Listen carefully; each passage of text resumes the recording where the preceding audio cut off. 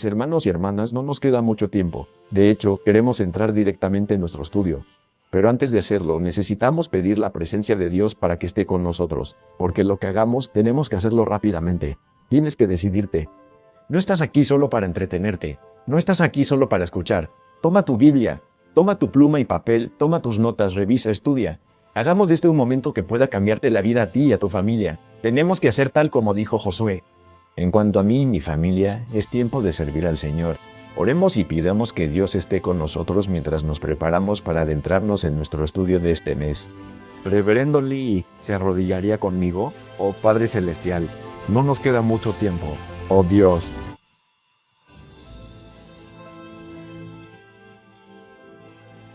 Y todo lo que hagamos, nos has dicho que debemos hacerlo rápidamente, que debemos apresurarnos, para tenerlo todo listo para la crisis.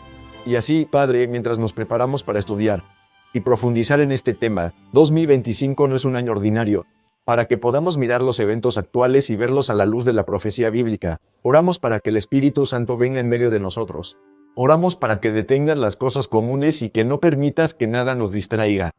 Que nos mueva a ver que si alguna vez hubo un momento para rendirnos a Jesús, para poner nuestros corazones y nuestros hogares en orden, ese momento es ahora. Te ruego, Señor, que al estudiar juntos nos des entendimiento y que nos abras las Escrituras. Que podamos ver todas las piezas del rompecabezas y cómo se unen en estos últimos días para mostrarnos la imagen de que Jesús está a punto de venir. Y que todo lo que es de mayor importancia es asegurarnos de conocerte como un amigo cercano, íntimo y personal, de preparar a nuestras familias y luego ser usados como tus mensajeros, para despertar y alcanzar al mundo, antes de que sea irremediablemente demasiado tarde. Así que por favor bendícenos ahora. Oramos, porque lo pedimos, en el nombre de Jesús. Amén.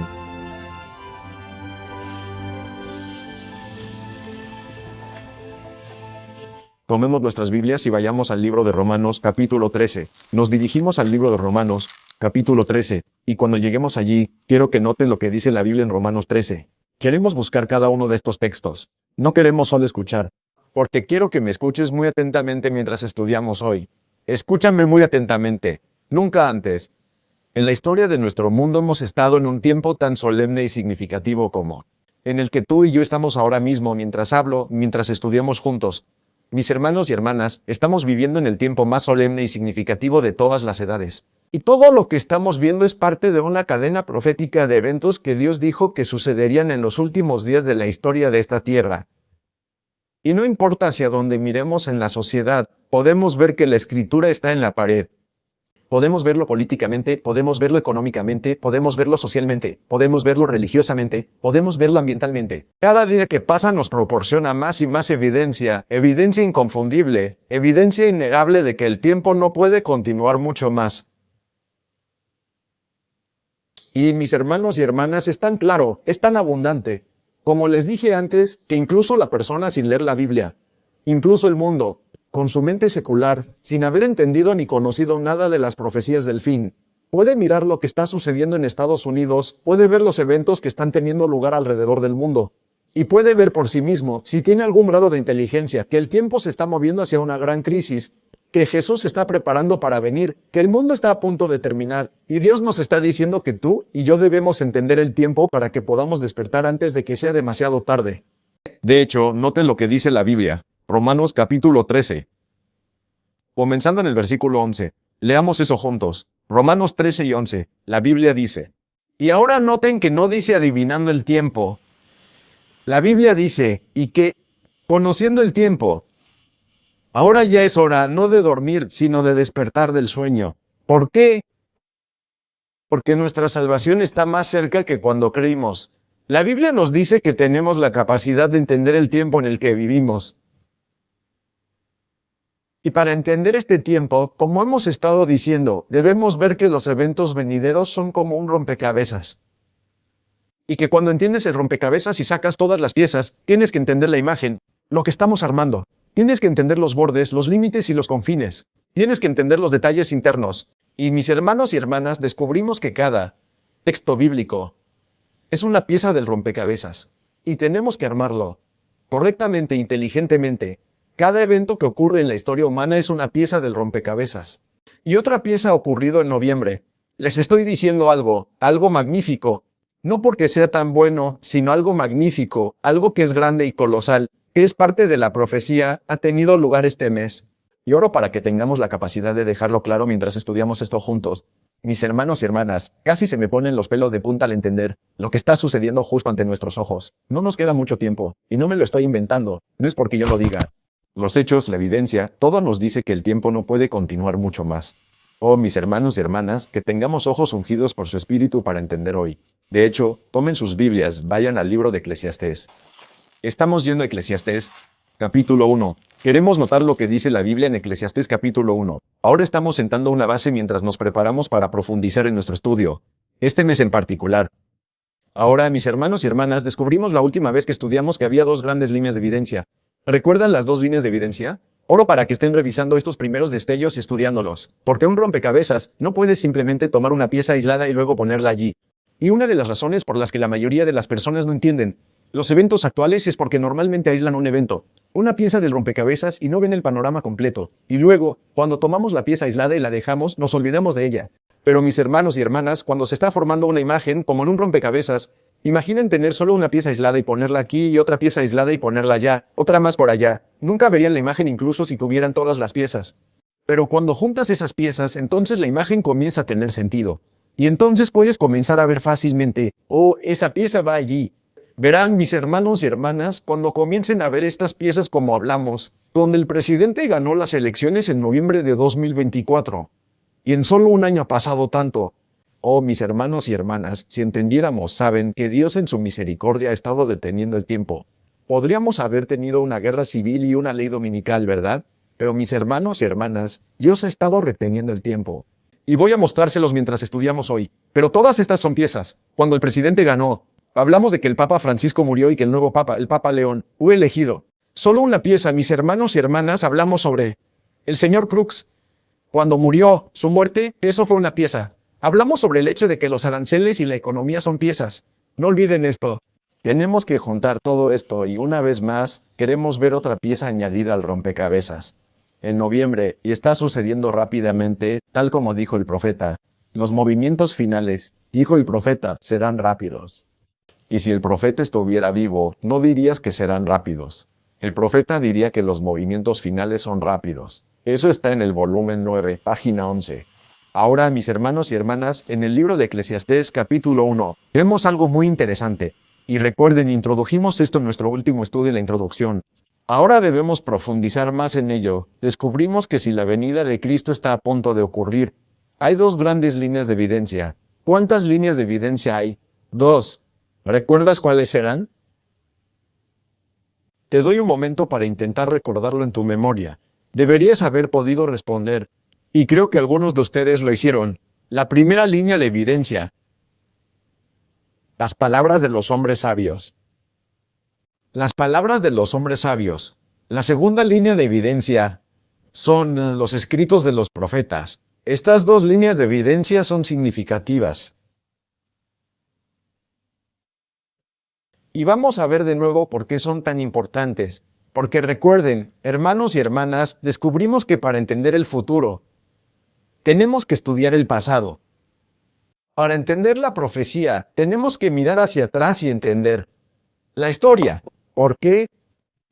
Descubrimos una verdad importante en el libro de Eclesiastés capítulo 1. Y volveremos a repasar esto una y otra vez, porque este es un versículo fundamental y es un versículo significativo para entender. En el libro de Eclesiastés capítulo 1, y en el versículo 9, leámoslo juntos. La Biblia dice lo que ha sido. ¿Qué es eso? Eso es historia. Es lo que será. ¿Qué es eso? Eso es el futuro. Y lo que se hace, eso es el presente. Es lo que se hará. Eso es el futuro. Y no hay nada nuevo bajo el sol. Ahora, si entiendes eso, notarás que mencionó tres marcos de tiempo principales: el pasado, el presente y el futuro. Y notarás que dos de los marcos de tiempo principales se basan en uno. Es decir, que el presente y el futuro se basan en lo que sucede en el pasado, que como ha sido, así será. Y como ha sido, eso es lo que se va a hacer. Entonces, si quieres entender el presente y el futuro, entonces tienes que mirar al pasado, porque el pasado se va a repetir en el presente y en el futuro. Entonces, de los tres marcos de tiempo principales, pasado, presente y futuro, el de mayor importancia, si queremos entenderlos, es la historia. Y es por eso que, de todos nuestros estudios, la historia es la que mejor se presta. Investíguenla. Bien, mis hermanos y hermanas, nos ayuda a entender, y por eso es que debemos entender la historia. Porque la historia se repetirá, y eso es lo que la Biblia significa cuando dice que no hay nada nuevo bajo el sol porque la historia se repite. Ahora, mis hermanos y hermanas, si tomamos ese principio, podemos aplicarlo para que podamos entender la segunda venida de Jesucristo. ¿Cómo lo sé? Porque, mis hermanos y hermanas, la segunda venida de Jesús está en el futuro. La segunda venida de Jesús es profecía, pero para entender el futuro de la profecía, debemos mirar al pasado. Por lo tanto, si vamos a entender la segunda venida de Cristo, que es una profecía del futuro, entonces todo lo que tenemos que hacer es estudiar la primera venida de Cristo, que es historia del pasado. Al estudiar la primera venida de Cristo, podemos entender la segunda venida de Jesucristo. ¿Tiene sentido? Sé que sí, porque la historia se repite. La Biblia es muy clara. De hecho, vayamos al capítulo 2 de Mateo. Ahora vamos al segundo capítulo de Mateo. ¿Por qué estamos yendo a Mateo 2? Basado en lo que acabamos de ver, estamos yendo a Mateo 2 porque Mateo 2 es un relato del segundo. Disculpen, del primer advenimiento de Cristo. Y al estudiarlo, podemos entender lo que sucederá en el segundo advenimiento de Cristo porque la historia se repite. Miren la pantalla. Aquí hay una declaración del deseado de todas las gentes, página 122, y hace una aplicación específica. Pero noten el principio general. Dice que la indulgencia descontrolada y la consecuente enfermedad y degradación existieron en el primer advenimiento de Cristo. Ahora quiero que notes lo que dice ahora. Dice que todos los excesos incontrolados y la enfermedad resultante, toda la degradación que existió en el primer advenimiento de Cristo volverá a existir, con intensidad de maldad antes de su segunda venida. Entonces, si estudias los evangelios Mateo, Marcos, Lucas y Juan, nota que Jesús pasaba una gran cantidad de tiempo ministrando a los enfermos con su ministerio de sanidad debido a tanta enfermedad. Entonces eso nos hace entender que si la historia se repite antes de la segunda venida de Cristo debe haber entonces mucha enfermedad. Y esa es la razón por la que vemos incluso pestilencias y enfermedades hoy. Y esa es la razón por la que Dios nos ha dado un ministerio de sanidad hoy. Pero ahora, mis hermanos y hermanas, no pasen por alto el principio general, que era que todo lo que veamos suceder en la primera venida de Cristo existiría nuevamente a medida que nos acercamos a la segunda venida de Cristo. Porque la historia se repite como dice la Biblia en Eclesiastés capítulo 1 y versículo 9.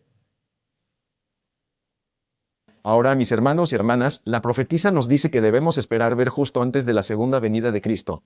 En el libro La Educación, página 179. Miren la pantalla. Noten lo que dice en la Educación 179. Y esta es la cita que dijimos que debemos estudiar y entender y que incluso debemos memorizar.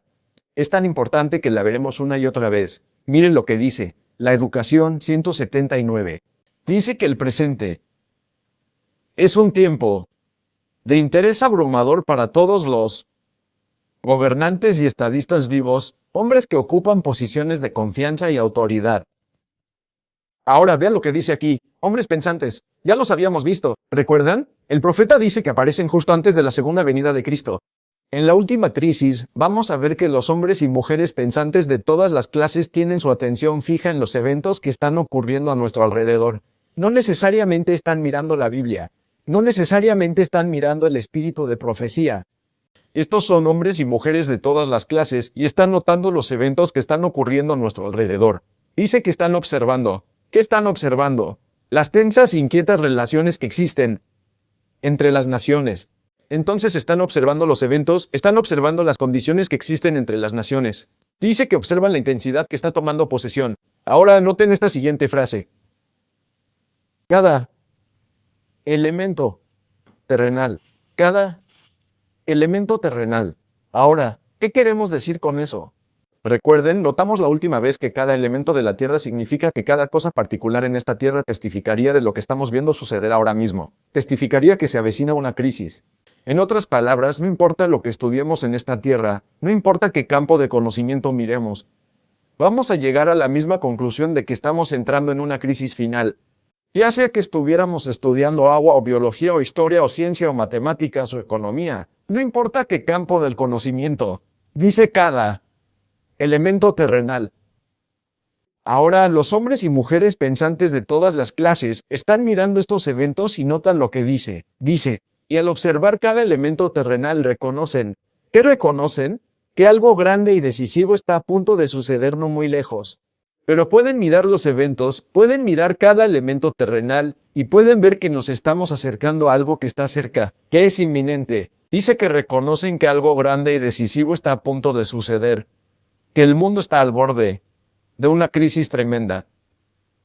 Entonces, si estamos estudiando los escritos del espíritu de profecía en la Biblia, podemos ver que la inspiración nos dice que justo antes de la venida del Señor y justo antes de la crisis final, habrá hombres y mujeres pensantes de todas las clases que reconocerán que está a punto de suceder, no basado en la Biblia, sino basándose en los acontecimientos y en la comprensión del conocimiento terrenal. Eso, mis hermanos y hermanas, son las palabras de los sabios, estos hombres pensantes. Ahora alguien dice, bueno, eso es lo que dice el profeta. ¿Qué hay de la Biblia?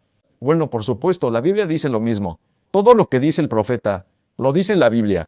Y todo lo que dice la Biblia, lo dice el profeta. ¿Lo crees? Bueno, entonces, casi eres un adventista del séptimo día.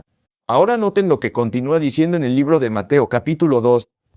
Comenzando en el versículo 3, notamos algo que nos lleva cerca del primer advenimiento. Dice en el versículo 3, cuando Herodes el rey oyó estas cosas, se turbó y toda Jerusalén con él.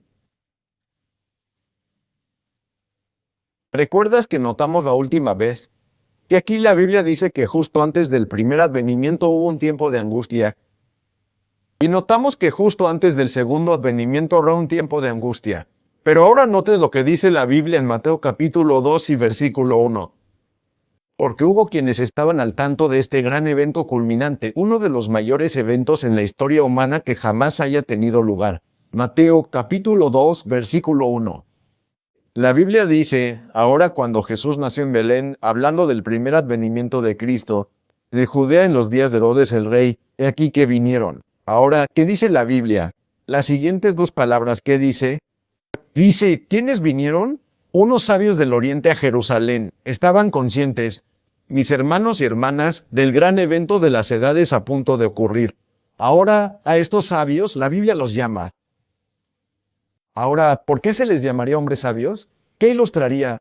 ¿Cuál sería otro nombre para estos hombres sabios? Otro nombre sería justo lo que dijo el profeta, hombres pensantes. Y así ahora vemos que antes de la primera venida de Cristo, según la Biblia, tal como dijo el profeta, había hombres pensantes, hombres sabios que estaban conscientes de este gran evento. Ahora, mis hermanos y hermanas, eso significa que si la historia se repite, antes del segundo advenimiento, debe haber hombres sabios y pensantes que estén conscientes. Así que mis hermanos y hermanas notarán que hay dos grandes líneas de evidencia. La primera gran línea de evidencia son las palabras de los sabios. Pero hay una segunda línea de evidencia que vamos a ver que en realidad es la principal línea de evidencia. La línea de evidencia fundamental en la que incluso la evidencia de los sabios debe ser colocada. Dices, ¿qué quiero decir?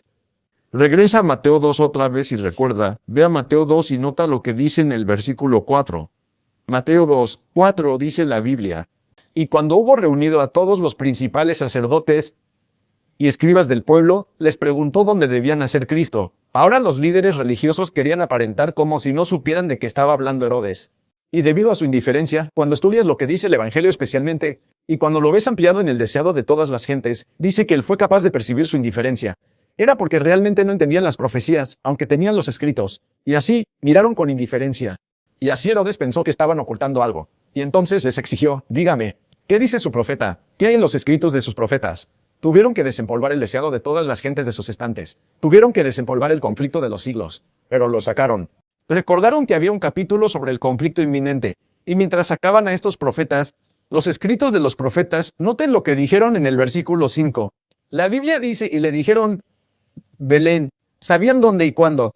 Dice, en Belén de Judea. Ahora nota cómo lo sabían.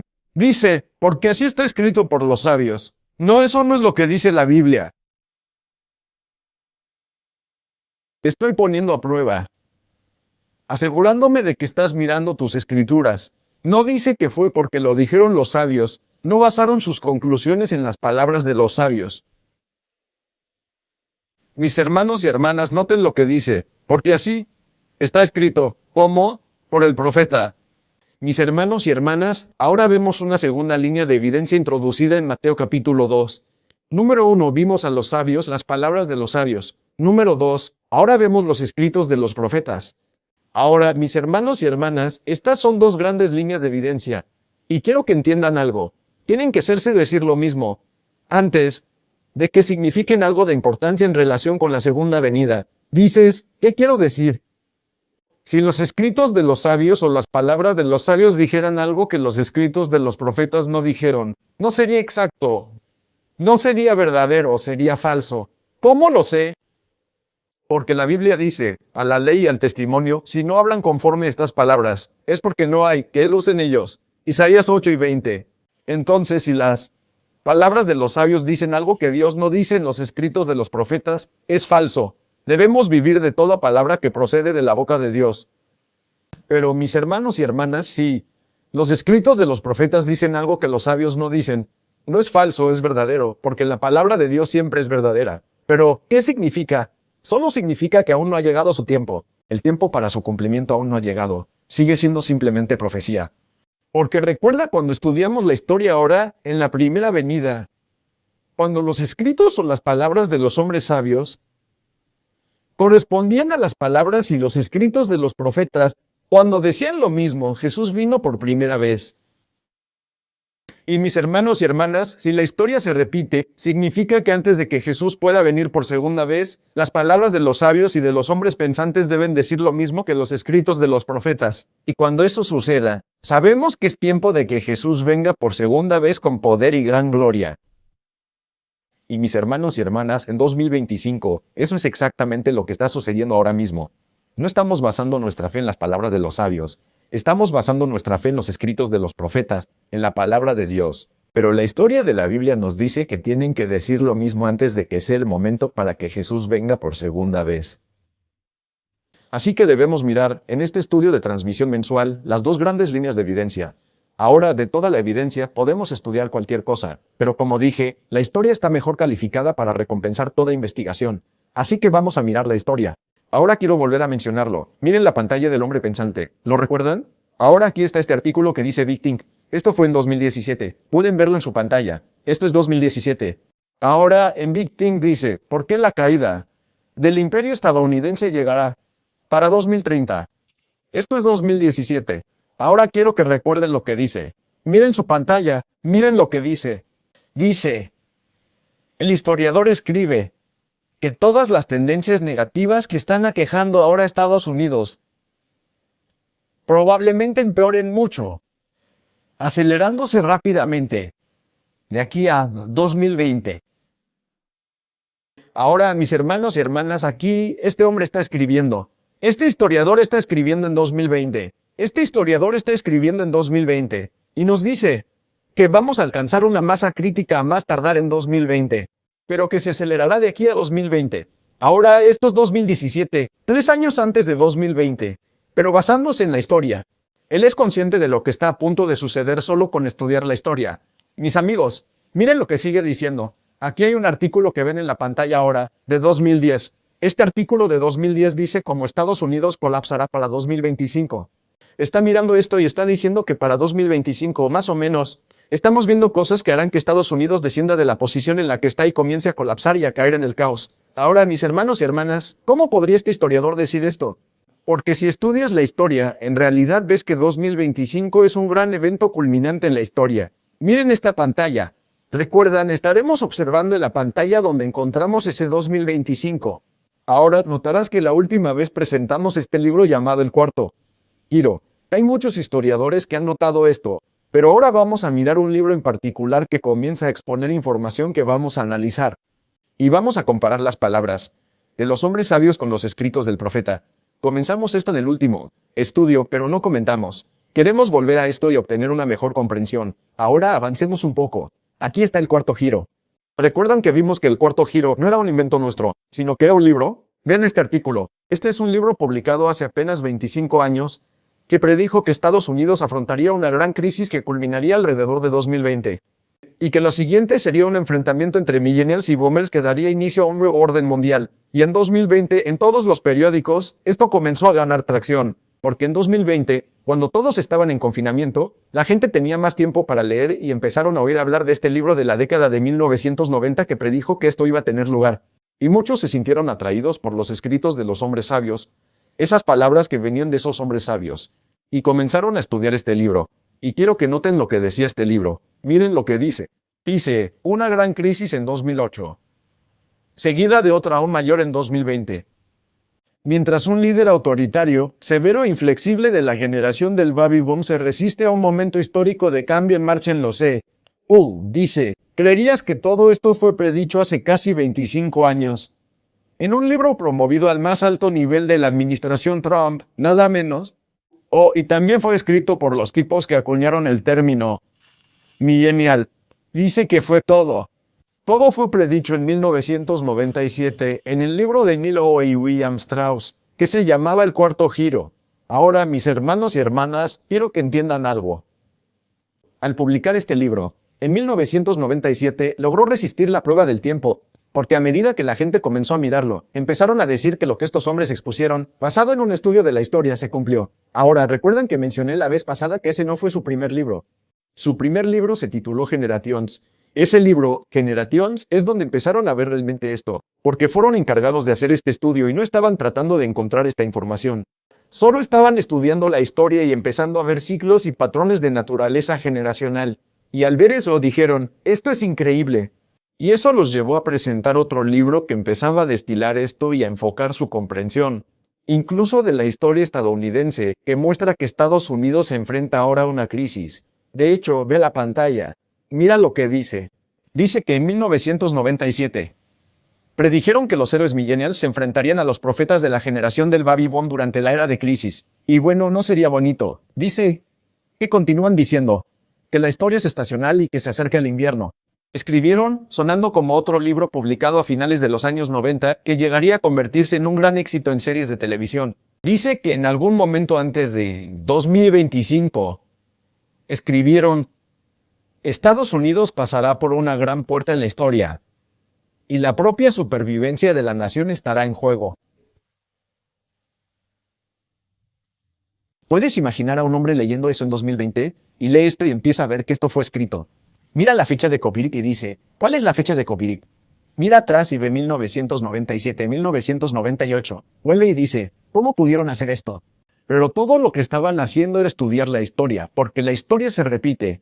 Ahora, mis hermanos y hermanas, estos escritos de Neil O. y William Strauss, estos hombres se graduaron de universidades a las que el mundo admira. Uno se graduó de Harvard, el otro se graduó de Berkeley y también de un lugar llamado Universidad de Yale. Y mis hermanos y hermanas, estas son las llamadas escuelas de la Ivy League de renombre mundial. Y es asombroso cómo las enaltecemos. Pero cuando a veces dicen algo que no queremos oír, no nos gusta escucharlo tanto. Pero esto es historia. Esto es historia. De hecho, recuerdo que Al Gore, que fue vicepresidente de Estados Unidos por el Partido Demócrata, estaba leyendo un libro llamado Generations antes del Cuarto Giro, y dijo que era uno de los libros más conmovedores sobre historia que había leído. Y Steve Bannon, que estuvo en la administración Trump, muy conocido en la administración Trump y en el Partido Republicano, también entendía estos ciclos que estamos a punto de estudiar. Mis hermanos y hermanas, él miró el cuarto giro y dijo, todo lo que está sucediendo ahora no es más que el cumplimiento de lo que se escribió en 1997 en el cuarto giro. Esto es algo que ha pasado del Partido Republicano al Partido Demócrata. Y todos ellos ven algo que está cumpliendo la historia, que esta generación es parte, como diríamos, de la historia profética. Ahora queremos regresar y entender esto un poco más. Avancemos un poco más. Vamos a ello. Mira la pantalla. Esto dice cómo el ciclo generacional de la historia explica nuestra crisis actual. Ahora, aquí había un artículo que fue escrito en 2021. Notarán que recordamos que señalamos que este grupo aquí no son teólogos. Son personas del ámbito de la historia. Y en esta columna exponen algo que entendieron al leer Darfur Turnim y otros libros de historia. Dice, y ahora están citando de la Ilíada, mira lo que dice. Libro 6, dice, como en la generación de las hojas, así también la de los hombres. En un momento, el viento sacude las hojas hasta el suelo, pero luego el bosque floreciente da lugar. Y la estación de la primavera cobra existencia. Así ocurre con las generaciones de los hombres que alternativamente surgen y pasan. Ahora Homero, a quien se atribuye la autoría de la Ilíada en la historia, se considera que produjo una de las mayores obras de la antigüedad, entre algunas de las obras filosóficas más importantes. Pero todo lo que él decía era que la historia se repite y que las generaciones en la historia se repiten. Usó esta palabra, generaciones. Y él dice, al igual que las estaciones, al igual que las hojas que caen. Y luego vuelven al árbol, las hojas brotan, luego vuelven a caer. De modo que si una persona comienza a estudiar las estaciones, podría decir, si en el otoño del año las hojas siempre caen, entonces cuando llega el siguiente otoño, incluso antes de que las hojas caigan, podría decir, sé lo que está a punto de sucederles a las hojas. Si un hombre no entendiera las estaciones, diría, ¿qué va a pasar con las hojas? Porque se ven verdes y fuertes. Él diría, en un ratito van a caer. Una persona podría pensar que era un profeta, pero era solo alguien que entendía las estaciones, y cada estación ocurre una y otra vez. Y así, si estudiamos la historia de esta manera, que es estacional y se repite, entonces si entendemos una tendencia en la historia, podremos ver cuando se repite y parecerá como si fuéramos profetas. Pero todo lo que estamos haciendo es entender que no hay nada nuevo bajo el sol porque la historia se repite. Pero saben, hermanos y hermanas, se nos ha dado una palabra profética más segura. Y vamos a ver cómo encaja esto. Ahora vamos un poco más allá. Miren la pantalla. Dice, si han estado siguiendo esta columna, saben que Kate y yo somos amantes de la historia. Hemos estudiado historia clásica en la universidad, y Kate de hecho enseñó historia estadounidense en el área de humanidades y en una universidad aquí en la ciudad. Al dirigir esta columna, continúan diciendo, hemos leído cientos de escritos antiguos mientras investigábamos materiales para nuestros artículos y para nuestros 2 libros. Y así, mientras revisaban muchos artículos tratando de explicar la historia y escribiendo la columna, comenzaron a toparse con el cuarto giro. Vieron algo muy interesante. Vamos un poco más allá. Sigue diciendo que mientras las sociedades modernas típicamente ven la historia como un movimiento lineal. En otras palabras, simplemente sigue avanzando, sigue avanzando, ya sea mejorando o declinando desde un punto alto pasado. Las culturas antiguas y tradicionales, aquellas del Oriente, las de tiempos antiguos, creían que el tiempo era cíclico. ¿Qué significa cíclico? Significa que es circular, significa que se repite, justo como las fases de la luna. Ahora nota que están mostrando que lo que muchas personas aún en la antigüedad y en la historia hicieron para volverse tan sabias fue que miraron la naturaleza y estudiaron las disciplinas de la naturaleza. Y eso es justo lo que dijeron los sabios. Considera a la hormiga, mira la naturaleza y sé sabio. Ahora mira lo que dice. Dice que observaron el crecimiento y decrecimiento de la luna, la salida y la puesta del sol, el nacimiento y la muerte de los seres vivos, la siembra y la cosecha de los cultivos y las estaciones del año. La idea del tiempo sagrado, como un ciclo eterno, y el símbolo del anillo o la rueda es común a muchas religiones. Así que ahora le está mostrando que lo que se hizo en la historia secular y lo que se hizo a través de los filósofos e historiadores, incluso las religiones han visto algo similar. Comienza a mencionar el budismo, donde se conciben las cosas como circulares. El hinduismo también lo ve así. Y luego, por supuesto, el Antiguo Testamento, donde la historia se repite, y comienza a decir que todo esto está construido sobre el mismo concepto. Ahora nota lo que él dice. Dice que en la década de 1990, William Strauss y Neil Lowe publicaron 2 libros, Generations y Darfur Turnim, que presentaron una teoría audaz y fascinante. ¿Cuál era la teoría? Que las generaciones de la historia cambian en un ciclo regular, al igual que las estaciones del año. Los antiguos no estaban desencaminados con su visión cíclica del tiempo. Después de todo, ahora mis hermanos y hermanas, quiero que lo veamos. Cada vez que veamos lo que dicen los sabios, lo compararemos con los escritos del profeta, porque tenemos que ver que digan lo mismo antes de saber que es tiempo de que Jesús venga. Ahora, mis hermanos y hermanas, William Strauss comenzó a mostrar este ciclo y vieron un límite de tiempo en cada uno de los ciclos. Observa lo que dice. Strauss y Lowe argumentan que los últimos 5 siglos o últimos 500 años de la historia angloamericana pueden explicarse por la existencia de 4 arquetipos generacionales. Solo estoy hablando de figuras generales, tipologías, arquetipos, tipos abarcadores. Así que aunque puede haber pequeñas cosas intermedias que sean diferentes, el gran rasgo abarcador de la generación puede verse. Dice que se repite secuencialmente, en otras palabras, en el mismo orden. Eso ocurre en orden, en un patrón fijo cada 80 a 100 años. Es algo, más o menos, la duración de una larga vida humana. Así que ahora nota que están diciendo que puedes mirar la historia, si comienzas a estudiarla en franjas o en periodos de 80 años, comenzarás a ver ciclos repitiéndose en intervalos de 80 años.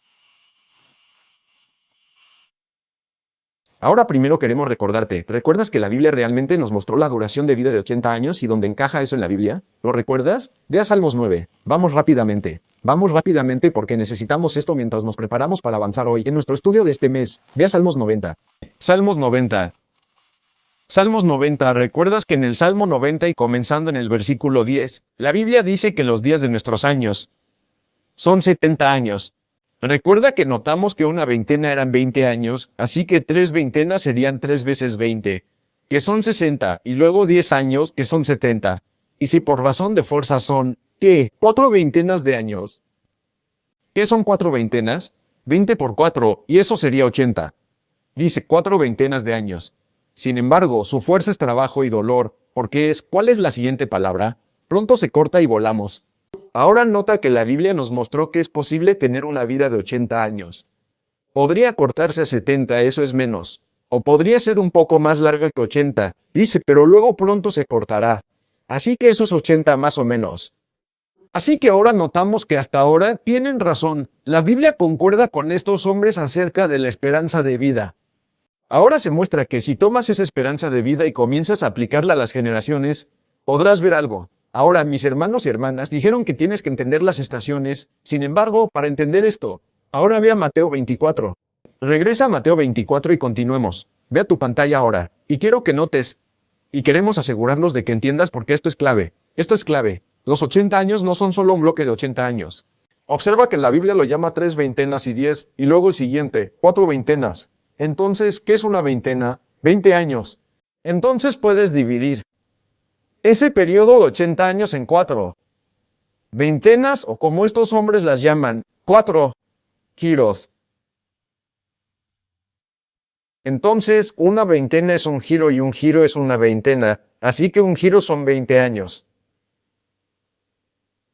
Entonces, el libro que habla sobre el cuarto giro está hablando del cuarto giro, o del cuarto tramo de 20 años de ese periodo de 80 años. Y dice que siempre es una crisis. Eso es clave. Eso es clave. Vamos a construir el caso. Ahora, mis hermanos y hermanas, pero hay 4 veintenas o 4 giros. Y por eso el libro tiene su nombre, el cuarto giro. Entonces, ¿cuáles son los 4 giros? Quiero que escribas esto, este giro número 1, giro número 2, giro número 3 y giro número 4. Ahora, para entender esto, dijeron que todo lo que tienes que hacer es mirar las estaciones. Si entiendes las estaciones, ¿cuántas estaciones hay? Recuerda que notamos la última vez que hay 4 estaciones. Un niño nos ha enseñado. ¿Cuáles son las 4 estaciones? La primera estación, primavera. La segunda estación, verano. La tercera estación, otoño. La cuarta estación, invierno. ¿Y luego qué pasa? ¿Tenemos una quinta estación? No, solo se repite porque es circular. Se repite y luego primavera, verano, otoño, invierno. Podrías decir invierno. ¿Y después qué? Primavera, verano, otoño, invierno. Y una vez que entiendas esto, simplemente se va a repetir una y otra vez. Pero lo que vieron fue que cada una de estas estaciones puede realmente corresponder a una generación secular. Ahora, una generación secular es de 20 años. Por eso es que la generación del Baby Boom inició en 1946 y terminó por 1964 o 1966, porque así fue definida. Una generación secular se conoce como un periodo de 20 años, o un giro, o una veintena. Ahora, mis hermanos y hermanas, esto se vuelve significativo cuando estudian la Biblia. Ahora, ¿hace la Biblia lo mismo? Si alguien dice, bueno, ¿cómo podrías mirar las estaciones y obtener tiempos y el fin del mundo y crisis e historia? Pero notarás que si estudias la Biblia, los profetas dicen lo mismo. De hecho, ve a Mateo 24. Para todo hay una estación. Un tiempo para cada propósito bajo el cielo. Ahora nota Mateo 24. 3. La Biblia dice, y mientras él estaba sentado en el monte de los olivos, los discípulos se le acercaron en privado. diciendo, dinos, ¿cuándo serán estas cosas? ¿Y cuál será la señal de tu venida y del fin del mundo? Ahora quiero que notes lo que hace Jesús. Mientras le hacen esta pregunta a Jesús les está diciendo, pueden conocer el tiempo. Ahora nota cómo lo dice. Aunque no sepamos el día y la hora, no ese tiempo definido, podemos conocer el tiempo. Ahora nota lo que dice. En el versículo 32, dice, ahora aprende una parábola de la higuera. Cuando su rama aún está tierna. Ahora el primer punto en el que quiero que te concentres. Jesús está diciendo, si quieres entender el fin del mundo, tienes que aprender la parábola de la higuera. Ahora, ¿qué es la higuera? Eso no es algo hecho por el hombre. La higuera pertenece a la naturaleza. Así que la Biblia está diciendo, si quieres volverte sabio, estudia la naturaleza. Eso es lo que decían los sabios. Ahora, mis hermanos y hermanas, ahora noten qué aspecto particular de la naturaleza. Sigamos un poco más. Dice, la higuera, cuando su rama ya está tierna y brotan hojas. ¿Sabéis? ¿Qué es lo que sabéis entonces? Que es verano. Ahora no dejes que esto pase desapercibido. Dice que verano. Ahora dime algo de la naturaleza. ¿Qué es el verano? El verano tiene que ver con las estaciones. Ahora nota que Jesús dijo que si quieres entender el fin del mundo, entonces tienes que aprender de la naturaleza. Y una de las cosas específicas de la naturaleza. La estación en la naturaleza. Ahora no te pierdas eso. Pensé que eran higueras. No te pierdas esto. Las hojas de la higuera se están cayendo.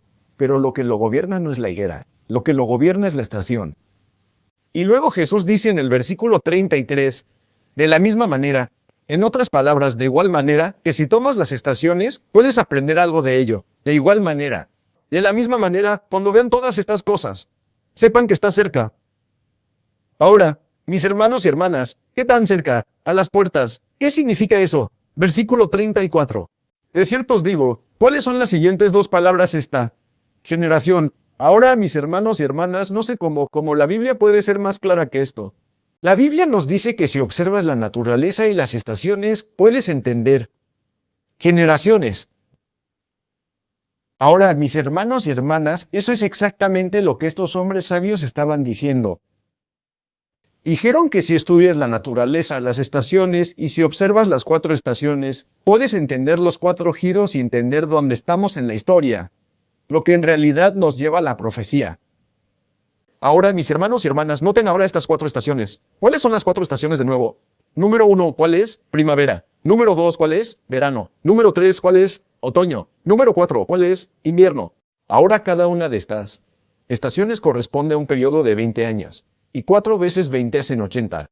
Y se repiten estacionalmente justo así. Primavera, verano, otoño, invierno. Ahora nota lo que esto dice. Mira en tu pantalla.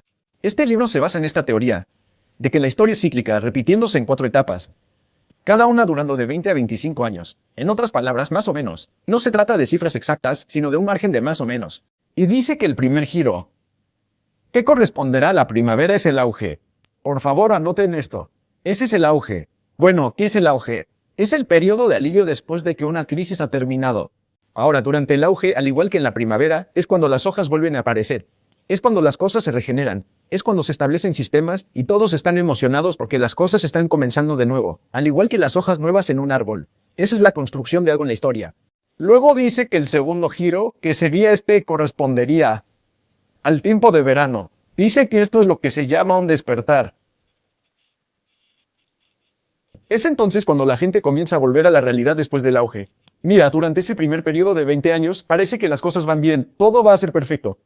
Pero en ese siguiente periodo de 20 años, en el tiempo que se llama el verano o el despertar, la gente comienza a decir, bueno, no sé si va a parecer tan perfecto como pensábamos que sería, y comienzan a despertarse un poco.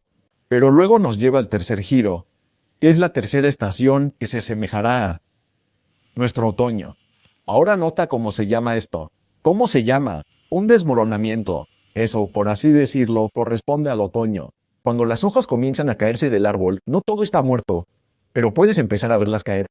Ahora ves que todo se está desmoronando, en el cual las personas que están descontentas con la forma en que eran las cosas en los 2 giros anteriores ahora se están volviendo pesimistas sobre el futuro. Ya en el despertar comienzan a cuestionar.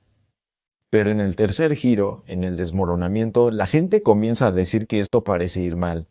Pero luego entra en el cuarto giro. ¿Cuál es el cuarto giro que corresponderá al invierno? Esto es, dice que el cuarto giro es una crisis. Ahora, mis hermanos y hermanas, por eso el libro se llama El cuarto giro. No está hablando solo de toda la historia. Va a llevarte a través de eso, pero nos va a decir que entonces estamos entrando en una crisis. Ahora mira lo que dice. Finalmente, el cuarto giro es una crisis, un evento importante e inesperado que involucrará a todos y cambiará por completo la forma en que la gente piensa desde antes de que ocurra la crisis hasta después de que termine. Entonces el ciclo, dicen, reinicia con un nuevo auge y sigue repitiéndose. Sigue repitiéndose. Y dijeron que si estudias la historia anglosajona de los últimos 500 años, puedes verlo. Toda la historia de Estados Unidos se puede explicar simplemente con la comprensión de este periodo de 80 años. 4 giros y el cuarto giro siempre trae una crisis. En resumen, eso es lo que es. Ahora, mis hermanos y hermanas, la Biblia comenzó a identificar esto y nos dijo que si mirábamos las estaciones, podríamos comenzar a entender la generación que no pasará. Ahora miren la pantalla.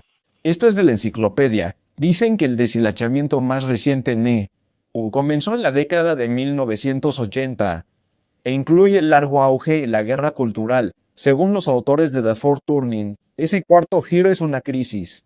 Ahora quiero hacerte una pregunta.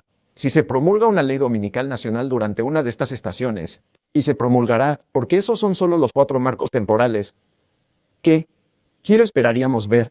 ¿Una ley dominical nacional? ¿Qué giro? Tendría que ser el cuarto giro, si entiendes los cuartos giros. ¿Por qué? Porque el cuarto giro es siempre una crisis. Ahora, ¿cómo se llama la ley dominical? La ley dominical se llama la crisis final. Así que ahora, mis hermanos y hermanas, eso nos muestra que si vemos una ley dominical, entonces corresponderá en algún lugar al cuarto giro. Ahora, mis hermanos y hermanas, estas son las palabras de los sabios. Ahora, ¿sabes que en realidad tienen un marco de tiempo en el cual, basado en la historia, pueden ver cuando tendrá lugar este cuarto giro? Quiero que veas lo que dijeron estos pensadores. Ahora mira en tu pantalla. Dice que la teoría radical afirma que una gran crisis renace América. Cada 80 años. Hablando de estos 4 giros cada 80 años. Y cada 80 años, como ves en tu pantalla, esto desemboca en un cuarto giro. ¿Recuerdas que hablamos sobre el hecho de que dice que predijeron lo que iba a suceder en 2020 y 2026? ¿Recuerdas esto de la pantalla? ¿Recuerdas que hablamos incluso de la guerra en Ucrania? ¿Recuerdas lo que dice aquí donde dice que el presidente ucraniano? ¿Recuerdas lo que dijo? Mira lo que dijo. Dice que Rusia ha convertido el cielo ucraniano en una fuente de muerte para miles de personas. Las tropas rusas ya han disparado casi 1000 misiles en Ucrania, innumerables bombas. Usaron drones para matarnos con su precisión. Con precisión. Este es un terror que Europa no ha visto en 80 años. Mira, cuando estudias la historia, todas las piezas comienzan a tener sentido. Comienzas a ver cómo encajan entre sí, y lo ves como un rompecabezas. Ves las piezas uniéndose, como un rompecabezas hasta que finalmente llegamos a la última pieza del rompecabezas, que es la aprobación de una ley dominical nacional en la cuarta crisis. Quiero que veas esto ahora. Cada 80 años vemos esto. Ahora mira la pantalla. Ahora quiero que veas esto. Esto dice en tu pantalla. Estamos en el cuarto giro. ¿Recuerdas que hablamos de este comandante naval el 5 de noviembre de 2020? Mira lo que dice. Imagina América como un pseudo iceberg flotando en el océano. El 25% del iceberg sobre el agua. Recuerda, 25% es un cuarto. Se divide en 4 partes. Con esto busca mostrar los 4 giros con otra ilustración, y por eso repite que el 25% del iceberg está sobre el agua. Esto representa nuestra sociedad, nuestra familia, nuestra vida, y la conocemos bien. El otro 75% de este iceberg está bajo el agua, invisible, incognoscible. Cada 80 años, aproximadamente, ocurre una crisis. Está tratando de mostrar más o menos. Dice que el iceberg se vuelve inestable y gira. Nuestro 25% actual desciende bajo el agua y un nuevo 25% sale a la superficie. Nos adaptamos a una América completamente nueva. Esta crisis se llama un cuarto giro y estamos comenzando uno. Ahora mismo. Quiero que entiendas esto. Mira lo que dice. A finales de la década de 1980, William Strauss y Neil Lowe, destacados académicos en historia, en economía y en derecho. Estos hombres estudiaron historia. Estudiaron economía y derecho, y juntaron todo esto solo observando la historia. Dice que comenzaron una investigación, examinando generaciones. Y examinaron las generaciones desde 1730 y ampliaron el alcance para proyectarlo hasta 2050, y la influencia que cada una tuvo en las funciones sociales, económicas y gubernamentales. El libro Generations, que describe los resultados de su estudio, fue publicado en 1991. Dice que en 1997 publicaron su segundo libro, The Fourth Turning. Dice, una reflexión profunda sobre las tendencias en América y una predicción de lo que podríamos ver a medida que las generaciones futuras progresen a través de la historia. Ahora, mis hermanos y hermanas, observen lo que dicen. Cada 20 años o algo así, la generación más antigua muere y una nueva generación avanza hacia la vejez, la mediana edad y la adultez joven, y nace la generación más nueva. A cada uno de estos periodos de 20 años, Strauss y Owen lo llaman un giro. Tomen esa cuenta, 20 años, y 4 de esos hacen 80 años. Dice que en el primer, segundo y tercer giro, las expectativas de vida cambian y los órdenes sociales se realinean. Observa lo que dice. El cuarto giro es una crisis y ocurre aproximadamente cada 80 años, un periodo equivalente a la esperanza de vida promedio. Hablas de un periodo de 80 años del Salmo 90. Dice que el cuarto giro es una era en la que la vida institucional de los estadounidenses es derribada y reconstruida desde cero, siempre en respuesta a una amenaza percibida a la propia supervivencia de la nación. Entonces, para que haya un cuarto giro, tiene que ser que la nación esté a punto de colapsar, que la nación esté pasando por algo de proporciones sin precedentes. Mis hermanos y hermanas, deberían comenzar a ver que aquí es donde estamos en 2025. Ahora miren lo que dice. Los cuartos giros, eventualmente se han convertido en nuevos momentos fundacionales en la historia estadounidense, refrescando y redefiniendo la identidad nacional. Continúa y comienza a explicar que América, si retrocedieras desde su declaración de independencia en 1776, antes de eso ha pasado por 4 giros. 4 giros. Ahora, ¿cuánto tiempo sería eso? Solo lo estoy comprobando. ¿Cuánto tiempo serían 4 cuartos giros? 4 cuartos giros serían, recuerda ahora, un conjunto completo de 4 giros son 80 años. Y cada 80 años hay una crisis. Si tomara 4 periodos de 80 años o 4 conjuntos de 4 giros, ¿cuánto tiempo es eso? 80 por 4 son 320 años. Ahora, mis hermanos y hermanas, si simplemente aplican eso a América, comenzarán a ver que nos lleva a través de toda la historia estadounidense desde el momento en que declaró su independencia hasta 2025 y más allá. Ahora, lo que realmente descubres es que este periodo de ciclos en los que América se ha encontrado en realidad comenzó en 1705.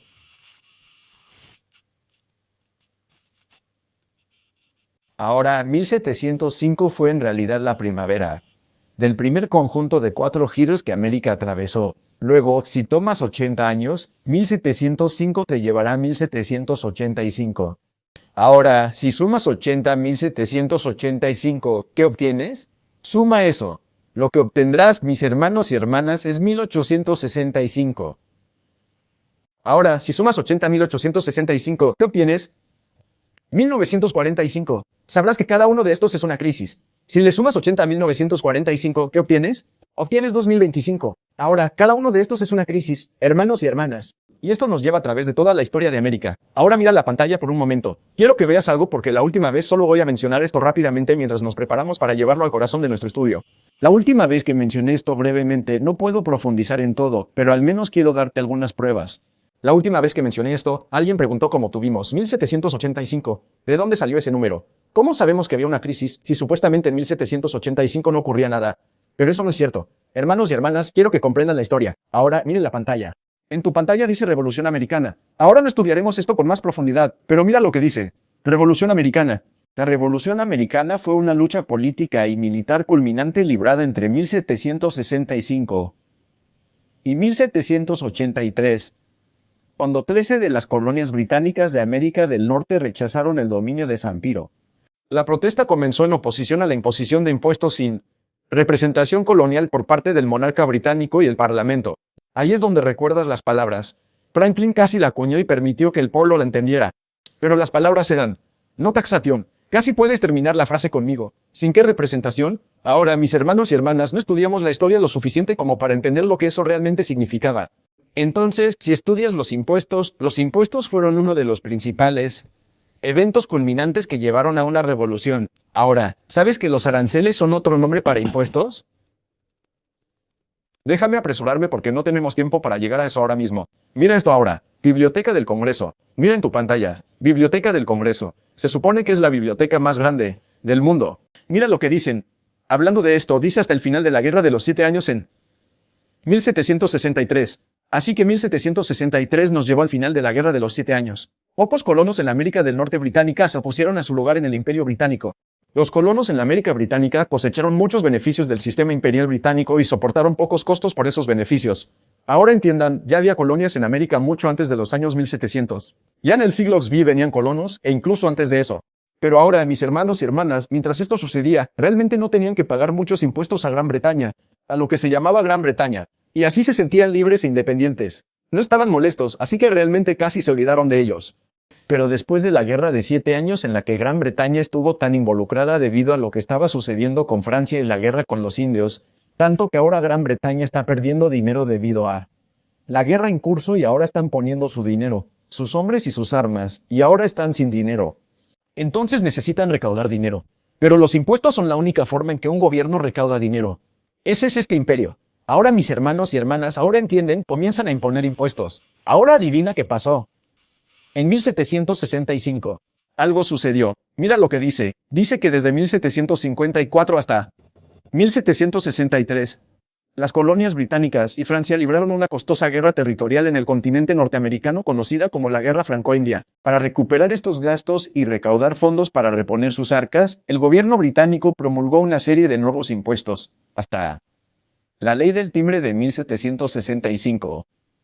Algunos impuestos fueron propuestos y otros fueron promulgados y retirados. Este fue el primer impuesto. Impuesto directamente a las 13 colonias americanas. Y como resultado, eso cambió todo. Otras medidas no les habían afectado, pero al afectar directamente a las colonias americanas, eso fue lo que las llevó a decir, no hay tributación sin representación. Y así en 1765 marcó el punto de inflexión que realmente introdujo el cuarto giro. Es un periodo de 20 años, de 1765 a 1785. El del Acta del Timbre de 1765. Ahora recuerden que corrimos. Miren la pantalla, miren la pantalla, miren la pantalla. Pueden encontrar esto a través de la historia. Pero mira lo que dice ahora. Porque alguien dice sobre la Revolución Americana, terminó en 1783. Pensé que dijiste 1785. Pero recuerda ahora, estaciones, mira lo que dice. La historia es estacional y el invierno es como el invierno de la naturaleza. El invierno secular puede llegar temprano. Puede llegar antes de su tiempo o tarde, puede llegar después de su tiempo. Pero un cuarto giro puede ser largo y difícil, breve pero severo o leve. Pero como el invierno no se puede evitar. Entonces, mis hermanos y hermanas, lo que realmente encuentran es que el cuarto giro de ese primer cuarto giro estadounidense de 1765 a 1785 en realidad terminó un poco antes de ese tiempo previsto. Pero mis hermanos y hermanas, eso no cambia el hecho de este periodo de 20 años. Más o menos, y eso es lo que dicen los historiadores, y eso es lo que dicen los escritores de la Biblia. Más o menos ahora, mis hermanos y hermanas. Pero, ¿a qué está llevando? ¡Mira! ¡El ciclo!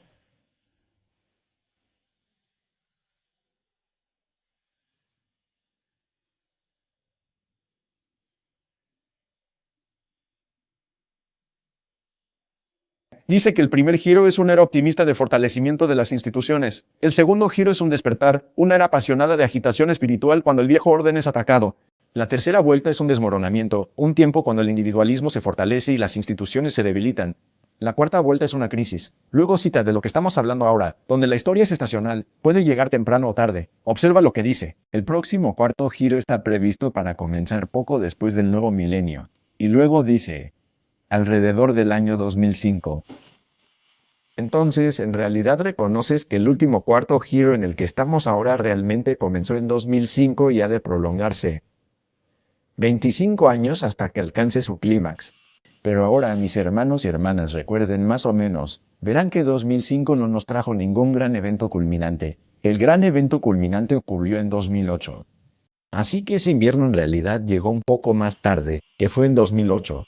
Lo que significa que este cuarto giro puede llegar un poco más tarde que 2025. Más o menos ahora, mis hermanos y hermanas, pero debe llegar, y debe llegar alrededor de este marco de tiempo aproximado. Ahora mira lo que dijeron. Dijeron que verdaderas dificultades azotarán la tierra con una angustia severa que involucra cuestiones de clase, raza, nación, imperios. La misma supervivencia de la nación se sentirá en juego. En algún momento antes del año 2025 o por ahí, América pasará por una gran puerta en la historia. Ahora noten cómo dijeron que sería el tiempo conmensurable con la Revolución Americana, la Guerra Civil, y las emergencias gemelas de la Gran Depresión y la Tercera Guerra Mundial y la Segunda Guerra Mundial. En otras palabras, cada una de estas cosas que hemos visto, todos los 4 giros combinados. Mis hermanos y hermanas, si estos fueran los únicos hombres diciéndolo, si fueran solo estos hombres sabios, podría decir que eso es serio, pero puede que no suceda. Se confirma la profecía. Guerras y rumores de guerras. El conflicto de los siglos, 440.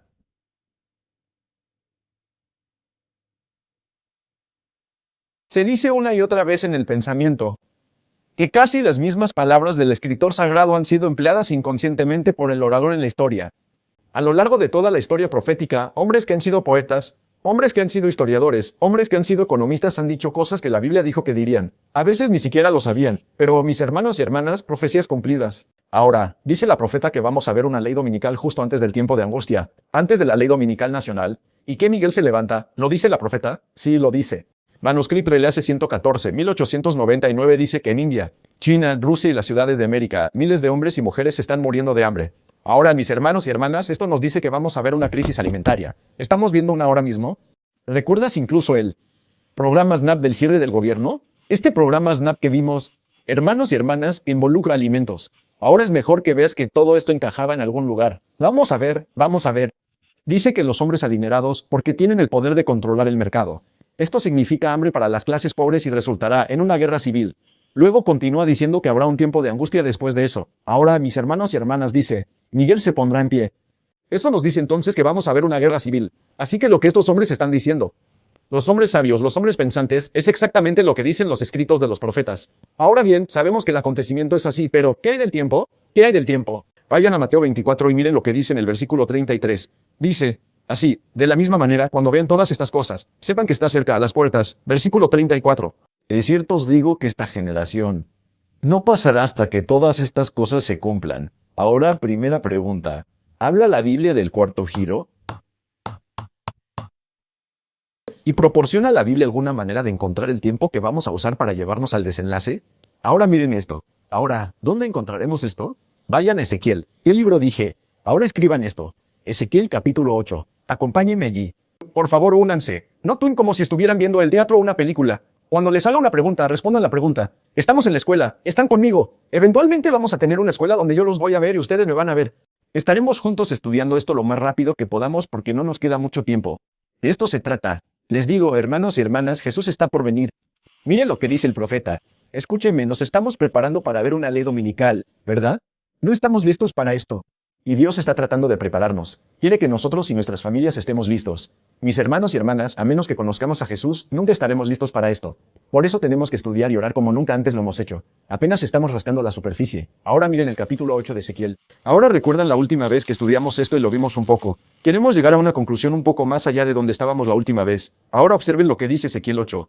Ahora en Ezequiel 8, quiero que veamos, mientras estudiamos juntos, que la Biblia habla de 4 giros. Ahora miren Ezequiel 8 porque necesitamos comprobar que este concepto del cuarto giro tiene base bíblica. ¿Y este concepto de 4 giros identifica en la Biblia algo de esta naturaleza? Ahora en Ezequiel capítulo 8 comenzamos a mirar.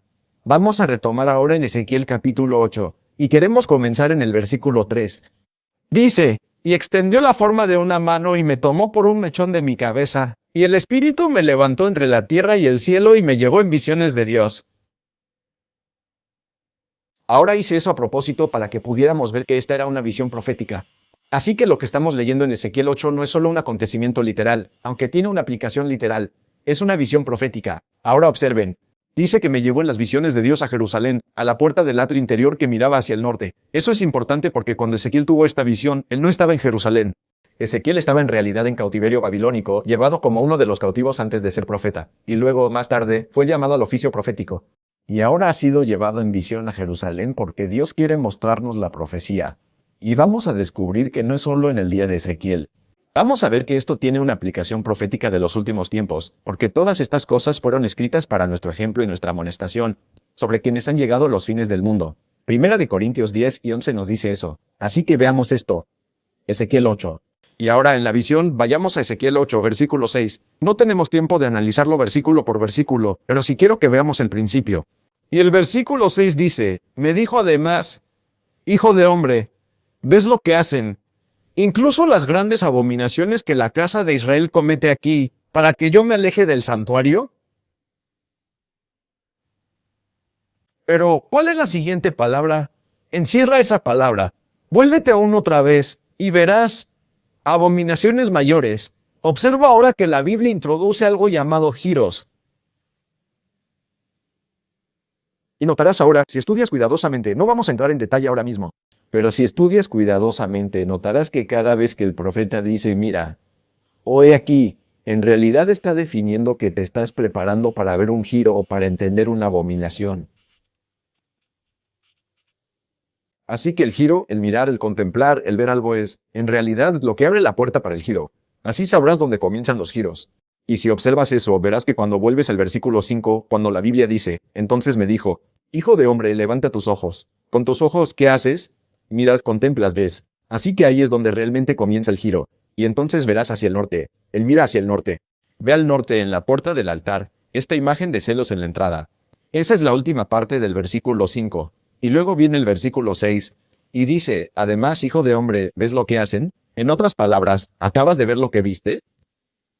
Luego dice, incluso la gran abominación que la casa de Israel comete aquí, para que yo me aleje de mi santuario. Luego dice, pero vuélvete aún otra vez. Así que eso nos dice en el versículo 6 que ya había girado la primera vez, porque no puedes girar. De nuevo a menos que ya hayas girado desde el principio. Bueno, ¿dónde giró? Giró en el versículo 5. Entonces el primer giro es de Ezequiel 8, versículos 5 al 6. Luego, si bajas a los versículos 7, 8 y 9, verás que dice en el versículo 7. Y me llevó a la puerta del atrio, y cuando miré vi. Ahora estamos introduciendo el segundo giro. Y notarás que el segundo giro va desde los versículos 7 hasta el versículo 12. Desde los versículos 7 hasta el 12. Ese es el segundo giro. Y el versículo 13. También me dijo, vuélvete aún otra vez, diciéndonos que un giro acaba de tener lugar entre los versículos 7 y 12. El segundo giro. Luego dice, vuélvete aún otra vez, y eso significaría que está introduciendo, que se está preparando para llevarnos a un tercer giro. Verás mayores abominaciones que ellos hacen. Luego me llevó a la puerta de la casa del Señor. Estoy en el versículo 14, que estaba hacia el norte, y aquí. Esa palabra, y aquí, nos hace saber que está introduciendo el giro. Allí estaban sentadas mujeres llorando por Tammuz, versículo 15. Entonces me dijo, ¿has visto esto? Hijo de hombre, vuélvete aún otra vez. Ahora, si esa última fue el tercer giro, ¿qué estamos a punto de ver ahora? Nos estamos preparando para ver el cuarto giro. Y veamos qué es este cuarto giro. Dice, vuélvete aún otra vez y verás mayores abominaciones que estas. Y el cuarto giro nos lleva desde los versículos 15 hasta el 17. Ahora mira el versículo 16. ¿Qué sucede bajo el cuarto giro? Dice, y me llevó al atrio interior de la casa del Señor. Y aquí está mirando, está viendo. Este es el cuarto giro. Y aquí, a la puerta del templo del Señor, entre el pórtico y el altar, había unos 25 hombres con sus espaldas hacia el templo del Señor y sus rostros hacia el oriente. Y adoraban al sol hacia el oriente. No dejes que esto pase desapercibido. Entonces, en el cuarto giro, ¿qué vemos que está sucediendo? Vimos que había un fenómeno llamado adoración al sol. Así que esta adoración al sol se hizo visible en el cuarto giro, que es un tipo de lo que ha de suceder en los últimos días. Ahora, mis hermanos y hermanas, eso me dice que en el antitipo vamos a ver una ley dominical nacional. No en el primer giro, no en el segundo giro, no en el tercer giro, sino en el cuarto giro. Porque recuerden, el cuarto giro siempre es una crisis. Y es la ley dominical la que nos lleva a la gran y última crisis. Ahora, aquí es donde los profetas saben algo que los historiadores no. Los historiadores piensan que va a seguir reiniciándose y reiniciándose, pero eventualmente hay un límite a los 80 años de giros. Y te estoy diciendo que en 2025 nos estamos preparando para alcanzar el límite final. En otras palabras, esta vez no habrá un reinicio. No habrá otro periodo de 80 años, ni más ciclos llevándonos hasta el final. Esto es todo. Y Dios ha hecho posible que tú y yo conozcamos el tiempo. Ahora, mis hermanos y hermanas, ¿cómo lo sabemos ahora? Notarás que no hay más giros después de esto. El cuarto giro es el último giro. Mira el versículo 17 después de eso. No dice que no verás más giros. Mira, sin embargo, lo que dice que vas a ver. El versículo 17 dice, entonces me dijo, ¿has visto esto, oh hijo de hombre? Ahora, digamos, busquemos algo más. Dijo, lo que acabas de ver y ese cuarto giro. Eso es todo. Mira lo que dice. ¿Has visto esto, oh hijo de hombre? ¿Es poca cosa para la casa de Judá que cometan las abominaciones que cometen aquí? Porque han llenado la tierra de violencia y han vuelto para provocarme a ira. Y aquí han puesto la rama a su nariz. Ahora, mis hermanos y hermanas, escúcheme. ¿Recuerdas que al leer Amós capítulo 1 y 2, notamos el 3 y 4? 3 y 4, 3 y 4. Que Dios soportaría hasta 3 abominaciones, pero a la cuarta ya no. Dios no puede permitir que estas abominaciones continúen. Que continúen. La cuarta abominación siempre fue el límite. ¿Abominación? Dijo alguien. ¿Estás seguro? Sí, seguro. ¿Por qué tan seguro? La Biblia lo dice. Vayan a Amós rápido. Ya volvemos a Ezequiel 8 para los puntos finales. Pero ve el capítulo 1 de Amós y quiero que notes lo que sucede. Tenemos que juntar todas las piezas del rompecabezas ahora en estos últimos minutos. Mira el capítulo 1 de Amós.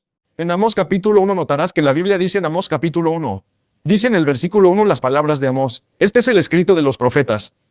Dice en el versículo 3, así dice el Señor, por 3 transgresiones de Damasco, y por 4 no revocaré su castigo. Por 3 dice que soportará esto, pero por 4 no lo revocará. Mira el versículo 6, dice así dice el Señor, Amós 1, 6, por 3 transgresiones de Gazer, y por 4 no revocaré su castigo, porque llevaron cautiva toda la cautividad para entregarlos a Amón. Mira el versículo 9. Así dice el Señor, por 3 transgresiones de Tiro y por 4 no apartaré su castigo. En otras palabras, por 3 transgresiones o abominaciones Dios soportará mucho. Pero dice que en el cuarto no puede.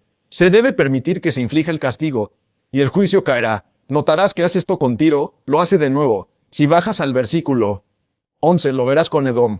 Y en el versículo 13, lo verás a Amón, Amnón y Amós 2. Versículo 1, lo verás a Moab. Mira el versículo 1. Así dice el Señor. Por 3 transgresiones de Moab, y por 4 no revocaré su castigo. Y entonces notarás.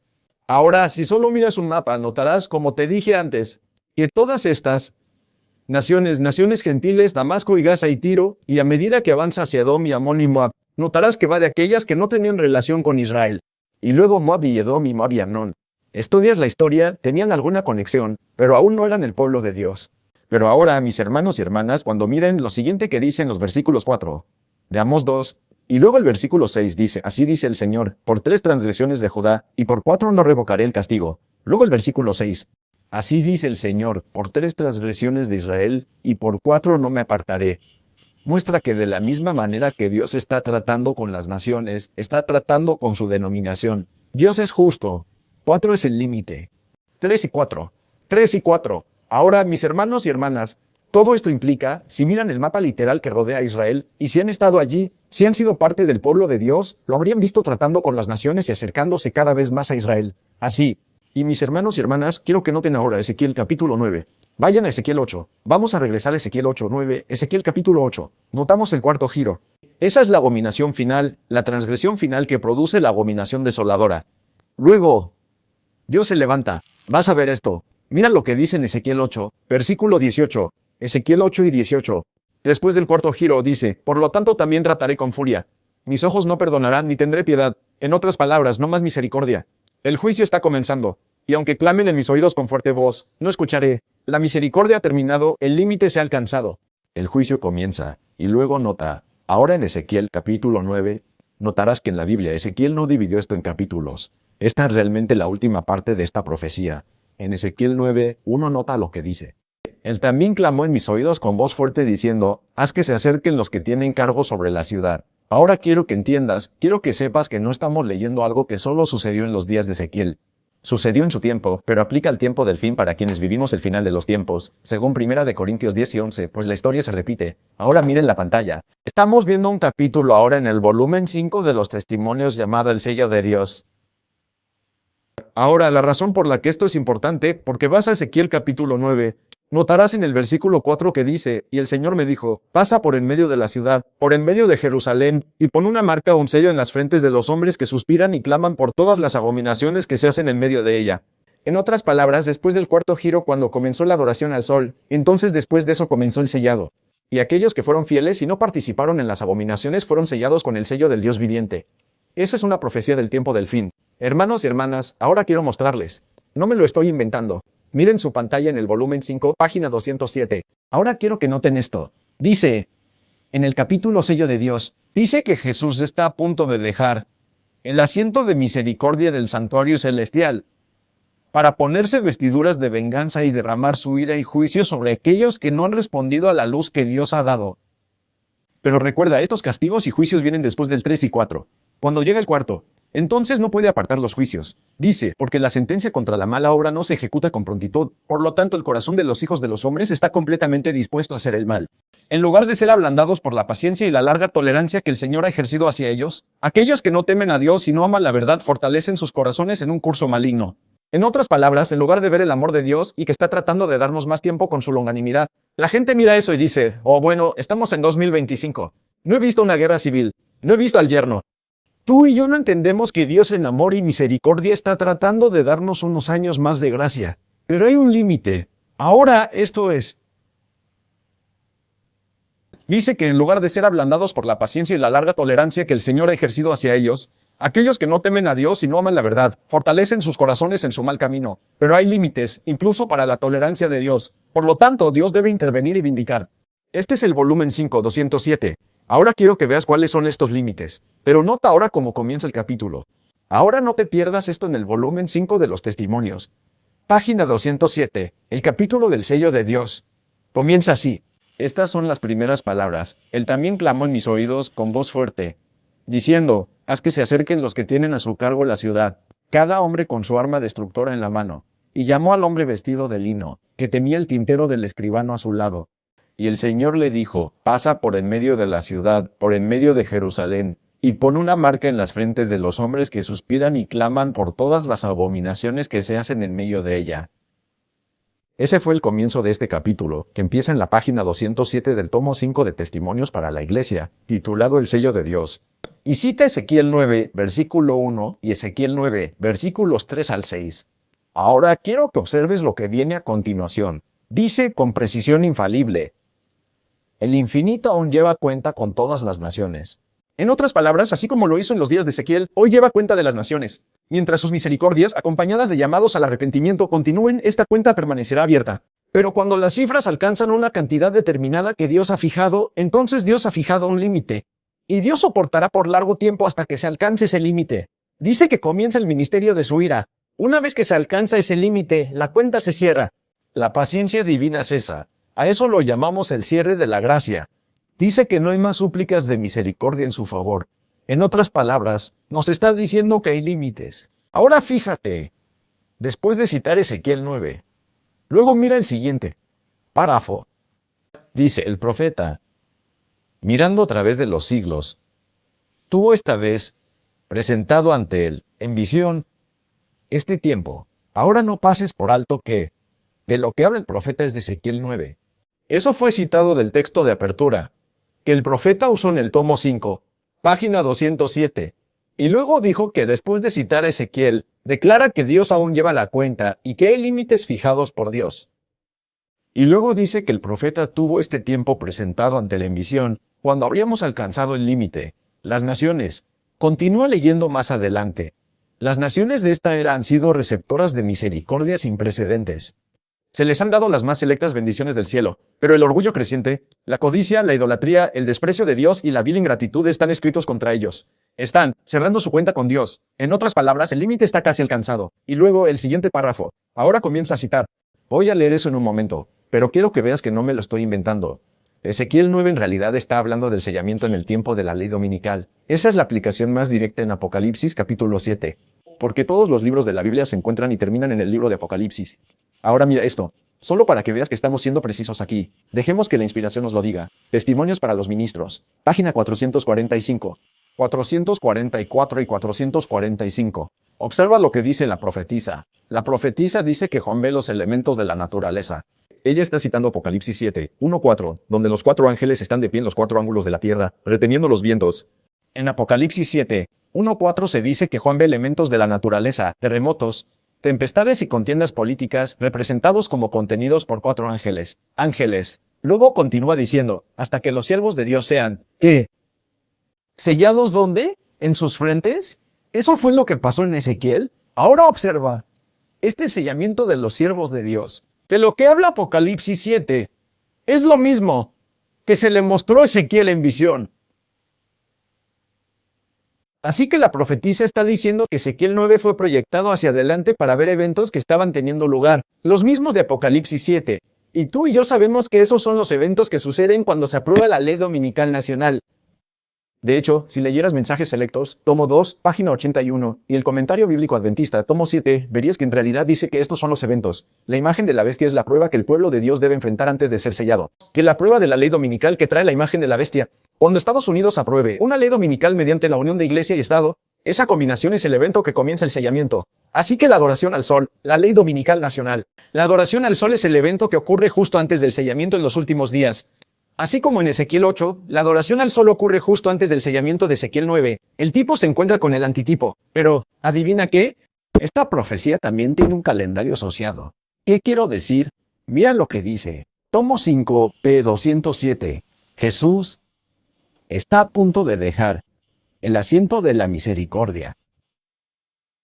Pero vea la última línea. Hay límites, incluso para la paciencia de Dios. Así que si Jesús está a punto de dejar el asiento de la misericordia, puedes ir a tu pantalla ahora. ¿Ves? Aparece, límites. Notarás, hermanos y hermanas, que Jesús está a punto de dejar el asiento de la misericordia. Hay un límite en cuanto a cuándo puede irse. No puede quedarse para siempre. Hay un límite para su partida. Puede venir antes de acortarlo, pero hay un límite que no puede sobrepasar.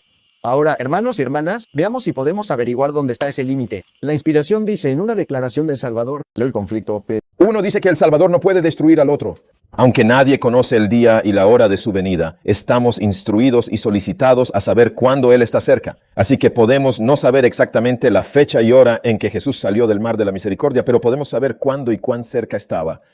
Si usted lee Mateo 24, 32 a 34, vemos que cerca significa incluso en la puerta. ¿Qué significa eso? Una generación que no pasará.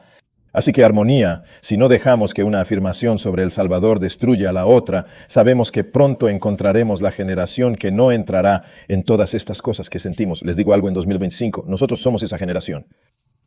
Ahora mira la profecía de 5:4-5:1. Se discute la imposición del sistema papal mediante decretos que desafían las leyes divinas. Continúa diciendo que cuando las tres fuerzas, el protestantismo, el catolicismo romano y el espiritismo, cuando las 3-4 noches de unión, el profeta continuó diciendo que nuestra nación negará cada principio de su constitución. Vemos que ahora estamos en una crisis constitucional. Dice que, como gobierno republicano protestante, repetirá cada principio de su constitución y preparará la difusión de las mentiras y delirios del Papa. Entonces podemos saber que el tiempo de la maravillosa obra de Satanás ha llegado y que el fin está cerca. Ahora recuerda que el profeta dijo que podemos no conocer el fin, nuestra gran Converse 370, pero debemos saber cuándo está cerca. Entonces, ¿cuándo está cerca? Dice que a través del decreto, el decreto de la ley de la luz solar, podemos saber que el fin está cerca. Así que debemos entender la generación que no pasará. La última generación fue testigo de la aprobación de la ley del sol nacional que se refleja en Ezequiel 8, Nigela y 9 son. Tenemos pistas para saber cuándo fue esa generación, porque no podemos saber esa generación. Muchas pistas para que podamos ser precisos. Estamos mirando una de las líneas ahora mismo. Justo en el siguiente párrafo, el profeta nos da una pista, que es la página 2 o 8 del libro Quinto Clave, para ver lo que dice en la página 2 o 8. Dios habla de los amorreos y parece cambiar el enfoque, pero en realidad no lo hace. Él estaba lidiando con los límites de los amorreos, y Dios dijo que en la 4ª generación vendrían de nuevo contra ella, porque la iniquidad de los amorreos aún no se ha llenado. Aunque esta nación se ha visto por idolatría y corrupción, y no ha llenado la copa de su iniquidad, leed conmigo. Dios no ordenará destrucción completa de ellos. La gente verá el poder divino manifestándose de una manera evidente, y puede que no haya excusas para ellos. Se comenta que el Creador, con gran empatía, tolera sus actos pecaminosos. ¿Por cuánto tiempo? La tolerancia perdura hasta la 4ª generación. Ahora nota que tiene esto intercalado en el medio, nos muestra que Dios quiere estar con nosotros, pero hay un límite, y dice que si quieres saber cuál es ese límite es la 4ª generación. Entonces, si no se ve un cambio para mejor, su juicio caerá sobre ellos. Hermanos y hermanas, es momento de comprender que hasta ahora los límites han llevado hacia la 4ª generación. Si vemos estas limitaciones en la 4ª generación, porque recuerda que Dios hará esto en 3 y 4. ¿Recuerdan cuando mencionamos una generación en Proverbios 30 y lo conectamos con distintos versos? Dijimos que la generación no debería pasar, una generación relacionada con 3 y 4. Esto también equivale a 6,000 años. ¿Adivina qué? Todos ellos dicen lo mismo, hermanos y hermanas. Vamos a leerlo ahora. Les diré que cuando terminamos Proverbios 30, vean lo que dice la Biblia en Proverbios 3. Proverbios 30. El tiempo olvidado. Vamos a leer las primeras 4 palabras del versículo 11, que dice que hay una generación. Las primeras 4 palabras del versículo 12, que hay una generación. Las primeras 4 palabras del versículo 13, que hay una generación. El versículo 4, que hay una generación. Me pregunto qué quiere decirnos este sabio. Él quiere decirnos que hay una generación. Esta generación ahora, necesitamos entender una generación específica. Observe ahora el versículo 15. Después de decir que hay una generación, el siguiente versículo comienza a identificarse con esta generación. Dice que Machi tiene 2 hijas llorando, aquí. Hay 3 cosas que nunca son satisfechas. Más allá de eso, señala la existencia de 4 elementos que carecen completamente de suficiencia. Nótese que el cuarto es el superlativo, este es el límite. Así que se conecta inmediatamente a una generación. Comienzan a hablar de 3 y 4, 3 y 4. De hecho, saltando al versículo 18, dice que hay 3 cosas que son demasiado maravillosas para mí. Observe de nuevo 3 y 4, pero 4 es el límite. Este es el superlativo. Saltando al versículo 24, dice que hay 4 cosas en la tierra que son muy pequeñas, pero son muy inteligentes. Este es el superlativo. Este es el límite. Salta a la siguiente sección por sección. Salta al versículo 29. Este versículo menciona que hay 3 cosas notables y 4 que se mueven constantemente. Atención al superlativo en las 4. También deliberadamente omití el versículo 21. Mira lo que dice. Por 3 cosas, la tierra trata directamente con la tierra. La tierra se inquieta por 3 cosas y se molesta por 4 que no puede aguantar. Así que la tierra puede ir a 3 cosas, pero dice que hay 4 cosas que la tierra no puede soportar. En otras palabras, ha llegado a su límite. Hermanos y hermanas, ¿no es notable cómo 3-4 se asocia con generaciones? Al estudiarlo, en la 4ª generación hay una intolerancia especial que la tierra experimenta. Pero debemos entender cuándo empezar a contar estas generaciones. Si usted lee esta declaración sobre la 4ª generación en el 5º libro, vea lo que dice. Afirma que Jesús está listo para dejar su posición en el asiento de la misericordia del santuario celestial. Luego dice que hay límites y luego dice 4 generaciones. Entonces, ¿cuándo debería empezar a contar estas generaciones? Ahora recuerden que si Él está listo para salir del asiento de la misericordia, entonces no comenzaré a contar hasta que Él realmente entre antes del asiento de la misericordia. Quiero hacerte una pregunta. ¿En qué momento Jesús accedió al lugar más santo del santuario celestial, el asiento de la misericordia? Sucedió el 22 de octubre, ¿verdad? 1844. Ya sabes, en octubre de este mes o el mes pasado, hemos tenido a Jesús en el santuario durante más de 160 años, pero ahora son 161 años. ¿Qué significa eso? Y vamos a verlo ahora mismo. ¿No es interesante? Vamos a tener cuidado. ¿No sería interesante si estas 4 generaciones terminaran en el lugar exacto donde las generaciones seculares alcanzan el 4º límite o el 4º en lugar del 4º punto de inflexión o límite? En otras palabras, dicen los sabios, el 4º giro nos lleva al límite de 2025 más o menos.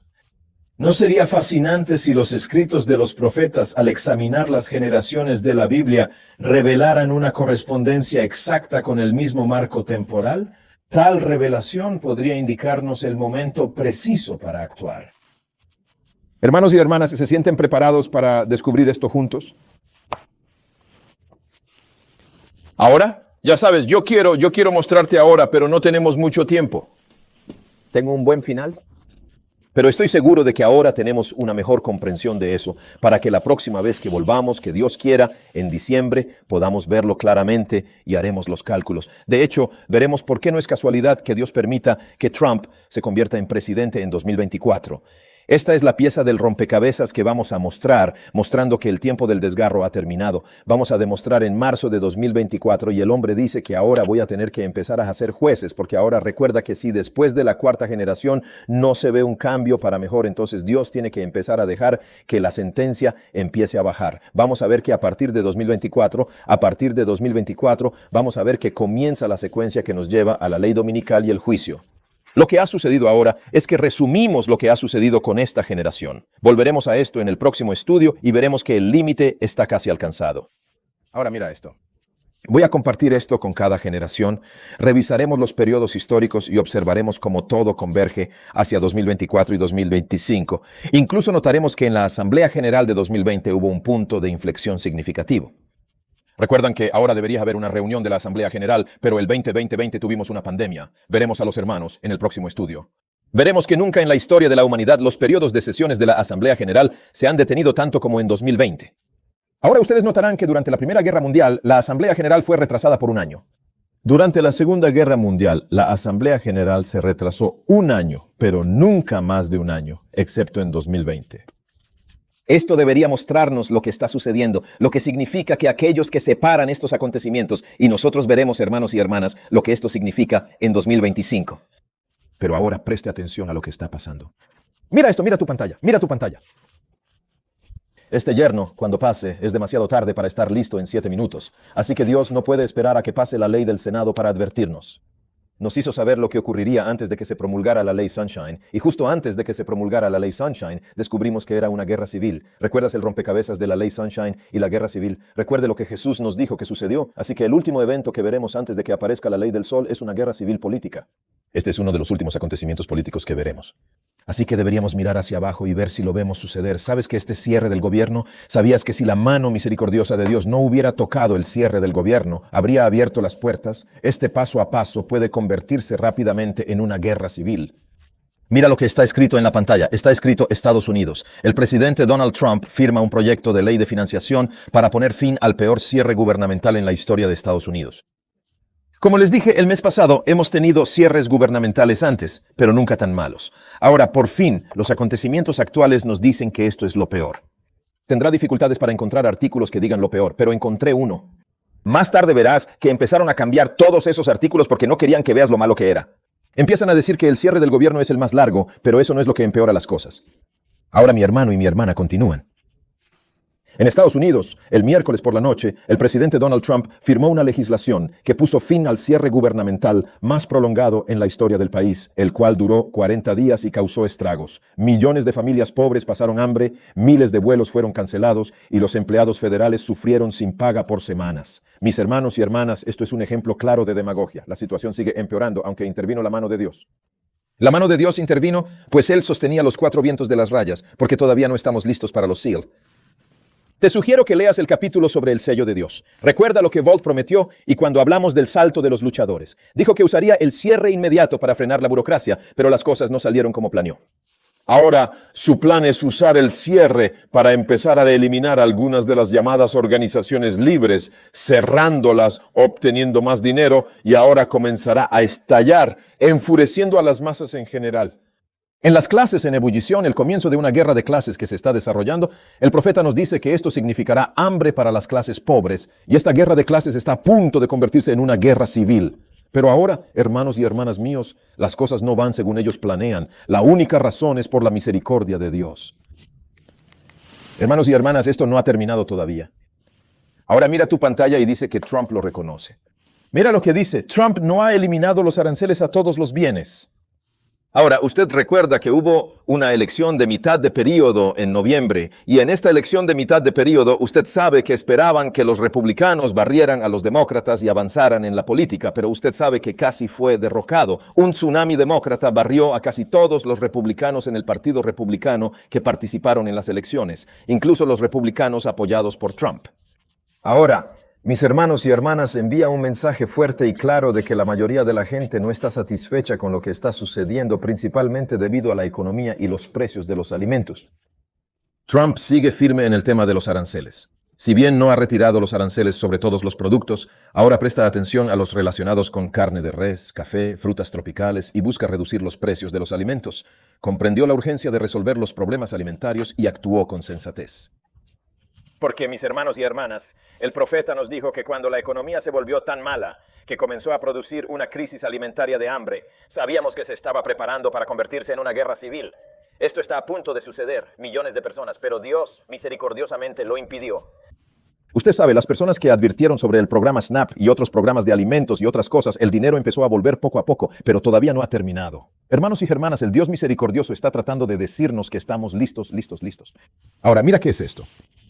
Esto está actualmente en tu corriente. Marjorie Taylor Greene renunció al Congreso después de un enfrentamiento con Trump. Ahora, esto es rentable. Esto es considerado un firme partidario de Trump. Les mostraré que lo que ella dijo es la clave, no solo su renuncia del Congreso, sino también otros eventos mencionados relacionados con su figura pública. Marjorie Taylor Greene, conocida como una de las instigadoras de MAGA y ferviente defensora del presidente Donald Trump, hizo público el viernes que renunciaría al Congreso tras un desacuerdo con Trump, conectando esto con temas como el archivo de Epstein. Pero el señor Trump la llamó traidora. Ahora, señorita, ella continuó hablando del presidente Brandon. Continuó diciendo que el presidente Brandon era un traidor y retiró el apoyo de algunos por su apoyo a su oposición a la publicación de documentos de la investigación criminal contra el condenado delincuente sexual Jeffrey Epstein. Continuó diciendo que esto fue lo que dijo la señorita Greene. Defender a jóvenes víctimas de abuso y ser etiquetada como traidora mientras enfrentaba amenazas del presidente por quien luché no era justificable. Se reporta que la relación republicanos-Trump se deterioró tras apoyar la publicación de los documentos del caso Epstein. Continúa diciendo que esto es lo que ella dijo. La lealtad debe ser bidireccional. Deberíamos poder votar con buena conciencia y representar los intereses de nuestra región, porque nuestro cargo es literalmente representativo. En otras palabras, ella debe ser la representante de su pueblo, independientemente de si está de acuerdo con sus políticas o si está de acuerdo con sus ideas. Ella es la representante en el gobierno de ese país en su área específica. Mis hermanos y hermanas, señalen lo que menciona Greene sobre dejar el cargo el 5 de enero. Dense cuenta de la importancia de sus palabras. El informe indica que Greene deja abierta la posibilidad de futuras candidaturas políticas, insinuando un posible regreso independiente. Bueno, eso se menciona aquí y lo ampliaremos la próxima vez. Cuando el estadounidense común, es decir, las masas, comienza a comprender en profundidad el complejo político-industrial que une a los partidos republicano y demócrata, ocurre un cambio significativo. Miren, mis hermanos y hermanas, ustedes no conocen la máquina política estadounidense y dicen que son republicanos. Dijiste que eres demócrata. Mi hermano y mi hermana nos tratan como tontos. No entendemos cómo funciona el gobierno. Esta mujer te está explicando algo de la realidad ahora mismo. Mira lo que dice. Menciona que el sistema político bipartidista tiene al país dividido y en crisis. Ningún líder electo como yo puede detener la máquina de Washington. Hablar de la maquinaria política que destruye gradualmente nuestro país. Por el contrario, la realidad, y más que lo que ella dice, es que los estadounidenses comunes y corrientes, el pueblo tiene el poder real sobre Washington. Ahora, hermanos y hermanas, este debería ser el grito de batalla de este país. Debería ser una nación republicana y republicano protestante. La república representa el ideal de un gobierno del pueblo, para el pueblo y por el pueblo. Queridos hermanos y hermanas, ¿saben que en la página 592 el profeta nos advirtió sobre la ley del sol? Indicó que eventualmente la nación exigiría fervorosamente esta legislación a nivel nacional. Estamos casi en ese punto, aunque no exactamente aún. Antes de ello, durante la guerra civil, las masas se dieron cuenta de que el gobierno no operaba como habían imaginado. Decidieron que era necesario tomar medidas drásticas. Debe haber una lucha política dentro de la guerra civil y una revolución para derrocar el sistema. Te lo digo, en 2025 casi estalló. Analizando más a fondo este artículo, llegamos a una visión más clara. Afirma que no estamos exactamente al inicio de una nueva guerra civil, y la próxima vez profundizaremos en este texto. Sin embargo, hay que destacar una frase clave. Admitió su equivocación. Durante años, a pesar de las luchas partidistas, he descartado la idea de que nuestro país estaría sumido en otra guerra civil. Es el 8 de octubre de 2025, pero desafortunadamente, probablemente estamos a principios de la primera temporada. Está mirando la mierda del gobierno ahora. Mira los acontecimientos, mira a las multitudes y se da cuenta de que estábamos casi allí. Mira a la Guardia Nacional de un estado a otro. Un ciudadano se ve obligado a luchar contra otro ciudadano y él está mirando. Espera un minuto. Esta es una guerra civil a punto de estallar. Mira lo que dice, pero lamentablemente, quizás estamos en las primeras etapas. No puedo imaginar que una de las principales razones del conflicto de Internet Nicea es que los estados son más diversos políticamente que simplemente una colección de rojo puro y azul puro en el mapa del colegio electoral.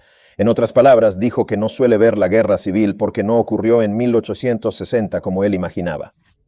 Dijo, ahora ya sabes, tienes confederaciones en el sur, en este estado y luego en el norte. Pero ahora tienes demócratas y republicanos y cada estado tiene creencias políticas diferentes, nos dijo. California es considerado un estado demócrata debido a su gobernador. Pero millones de personas todavía votaron por Trump. Entonces él está diciendo, ¿cómo podemos tener una guerra civil cuando está tan dividida? Entonces depende de lo que dice. Presta atención a lo que dice.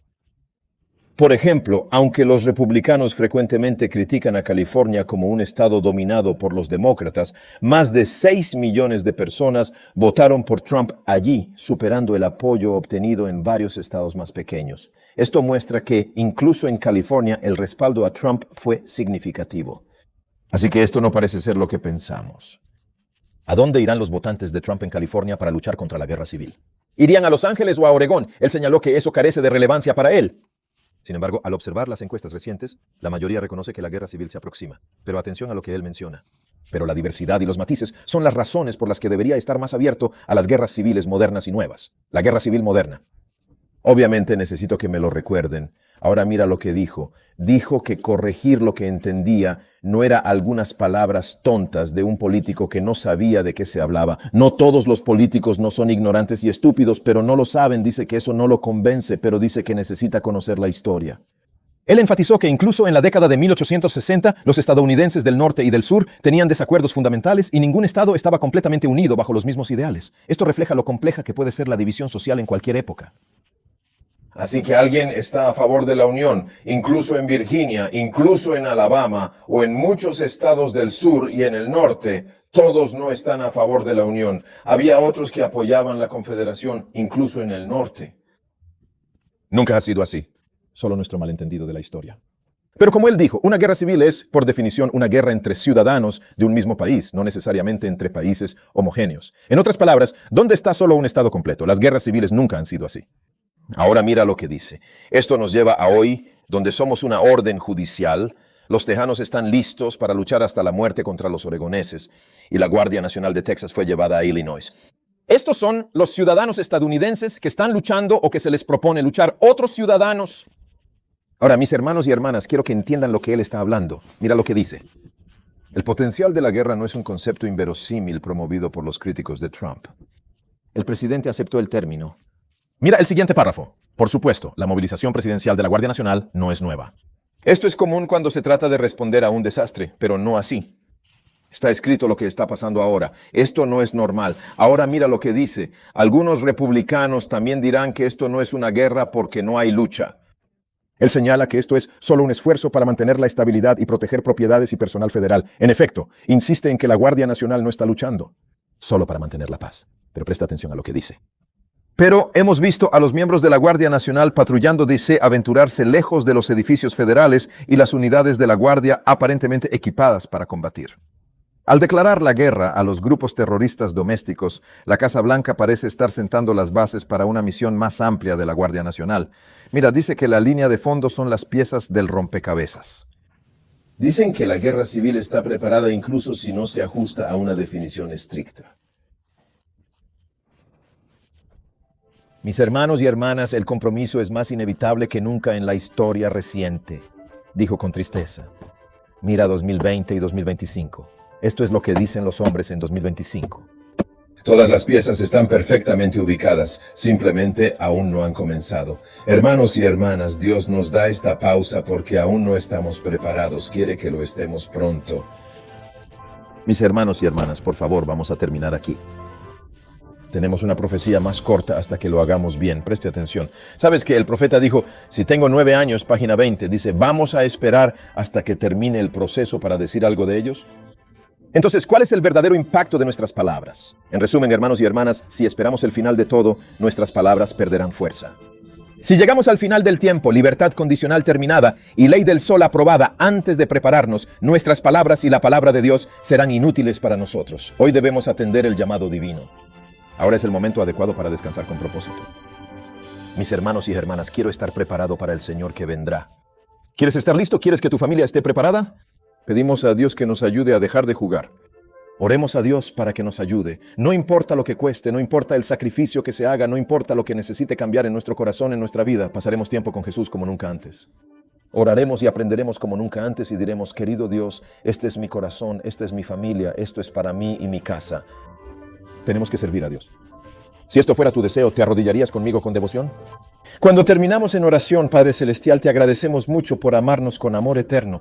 Hay tantas cosas locas que están sucediendo en este mundo. La letra está en la pared, pero, Señor, todavía no estamos listos.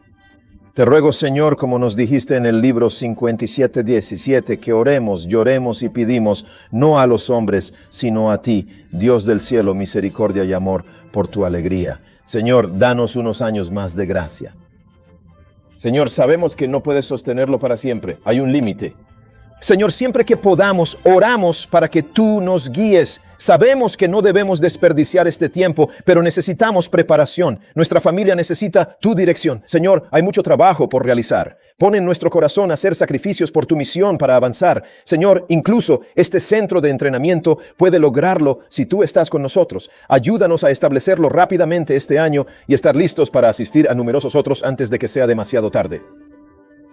Entonces, Señor, dándonos tu Espíritu Santo y dándonos esta relación que necesitamos para que podamos tomar una decisión hoy, ahora es el momento. Te agradecemos, Señor, por tu amor. Señor, no importa cuántos errores cometamos, no importa cuán débiles seamos, tu gracia nos ayudará si venimos a ti y dejamos que tu fuerza sea perfecta en la debilidad. Señor, por favor, enséñanos, guíanos y sálvanos. Te agradecemos profundamente y de todo corazón en el nombre de nuestro amado Jesús. Amén.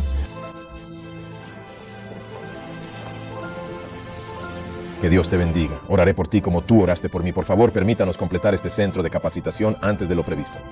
Entreguen vuestros corazones y vuestros medios al Señor y permítanos completar esta obra y preparar a la gente para estar juntos. Que Dios te bendiga. Nos vemos la próxima vez, Maranata.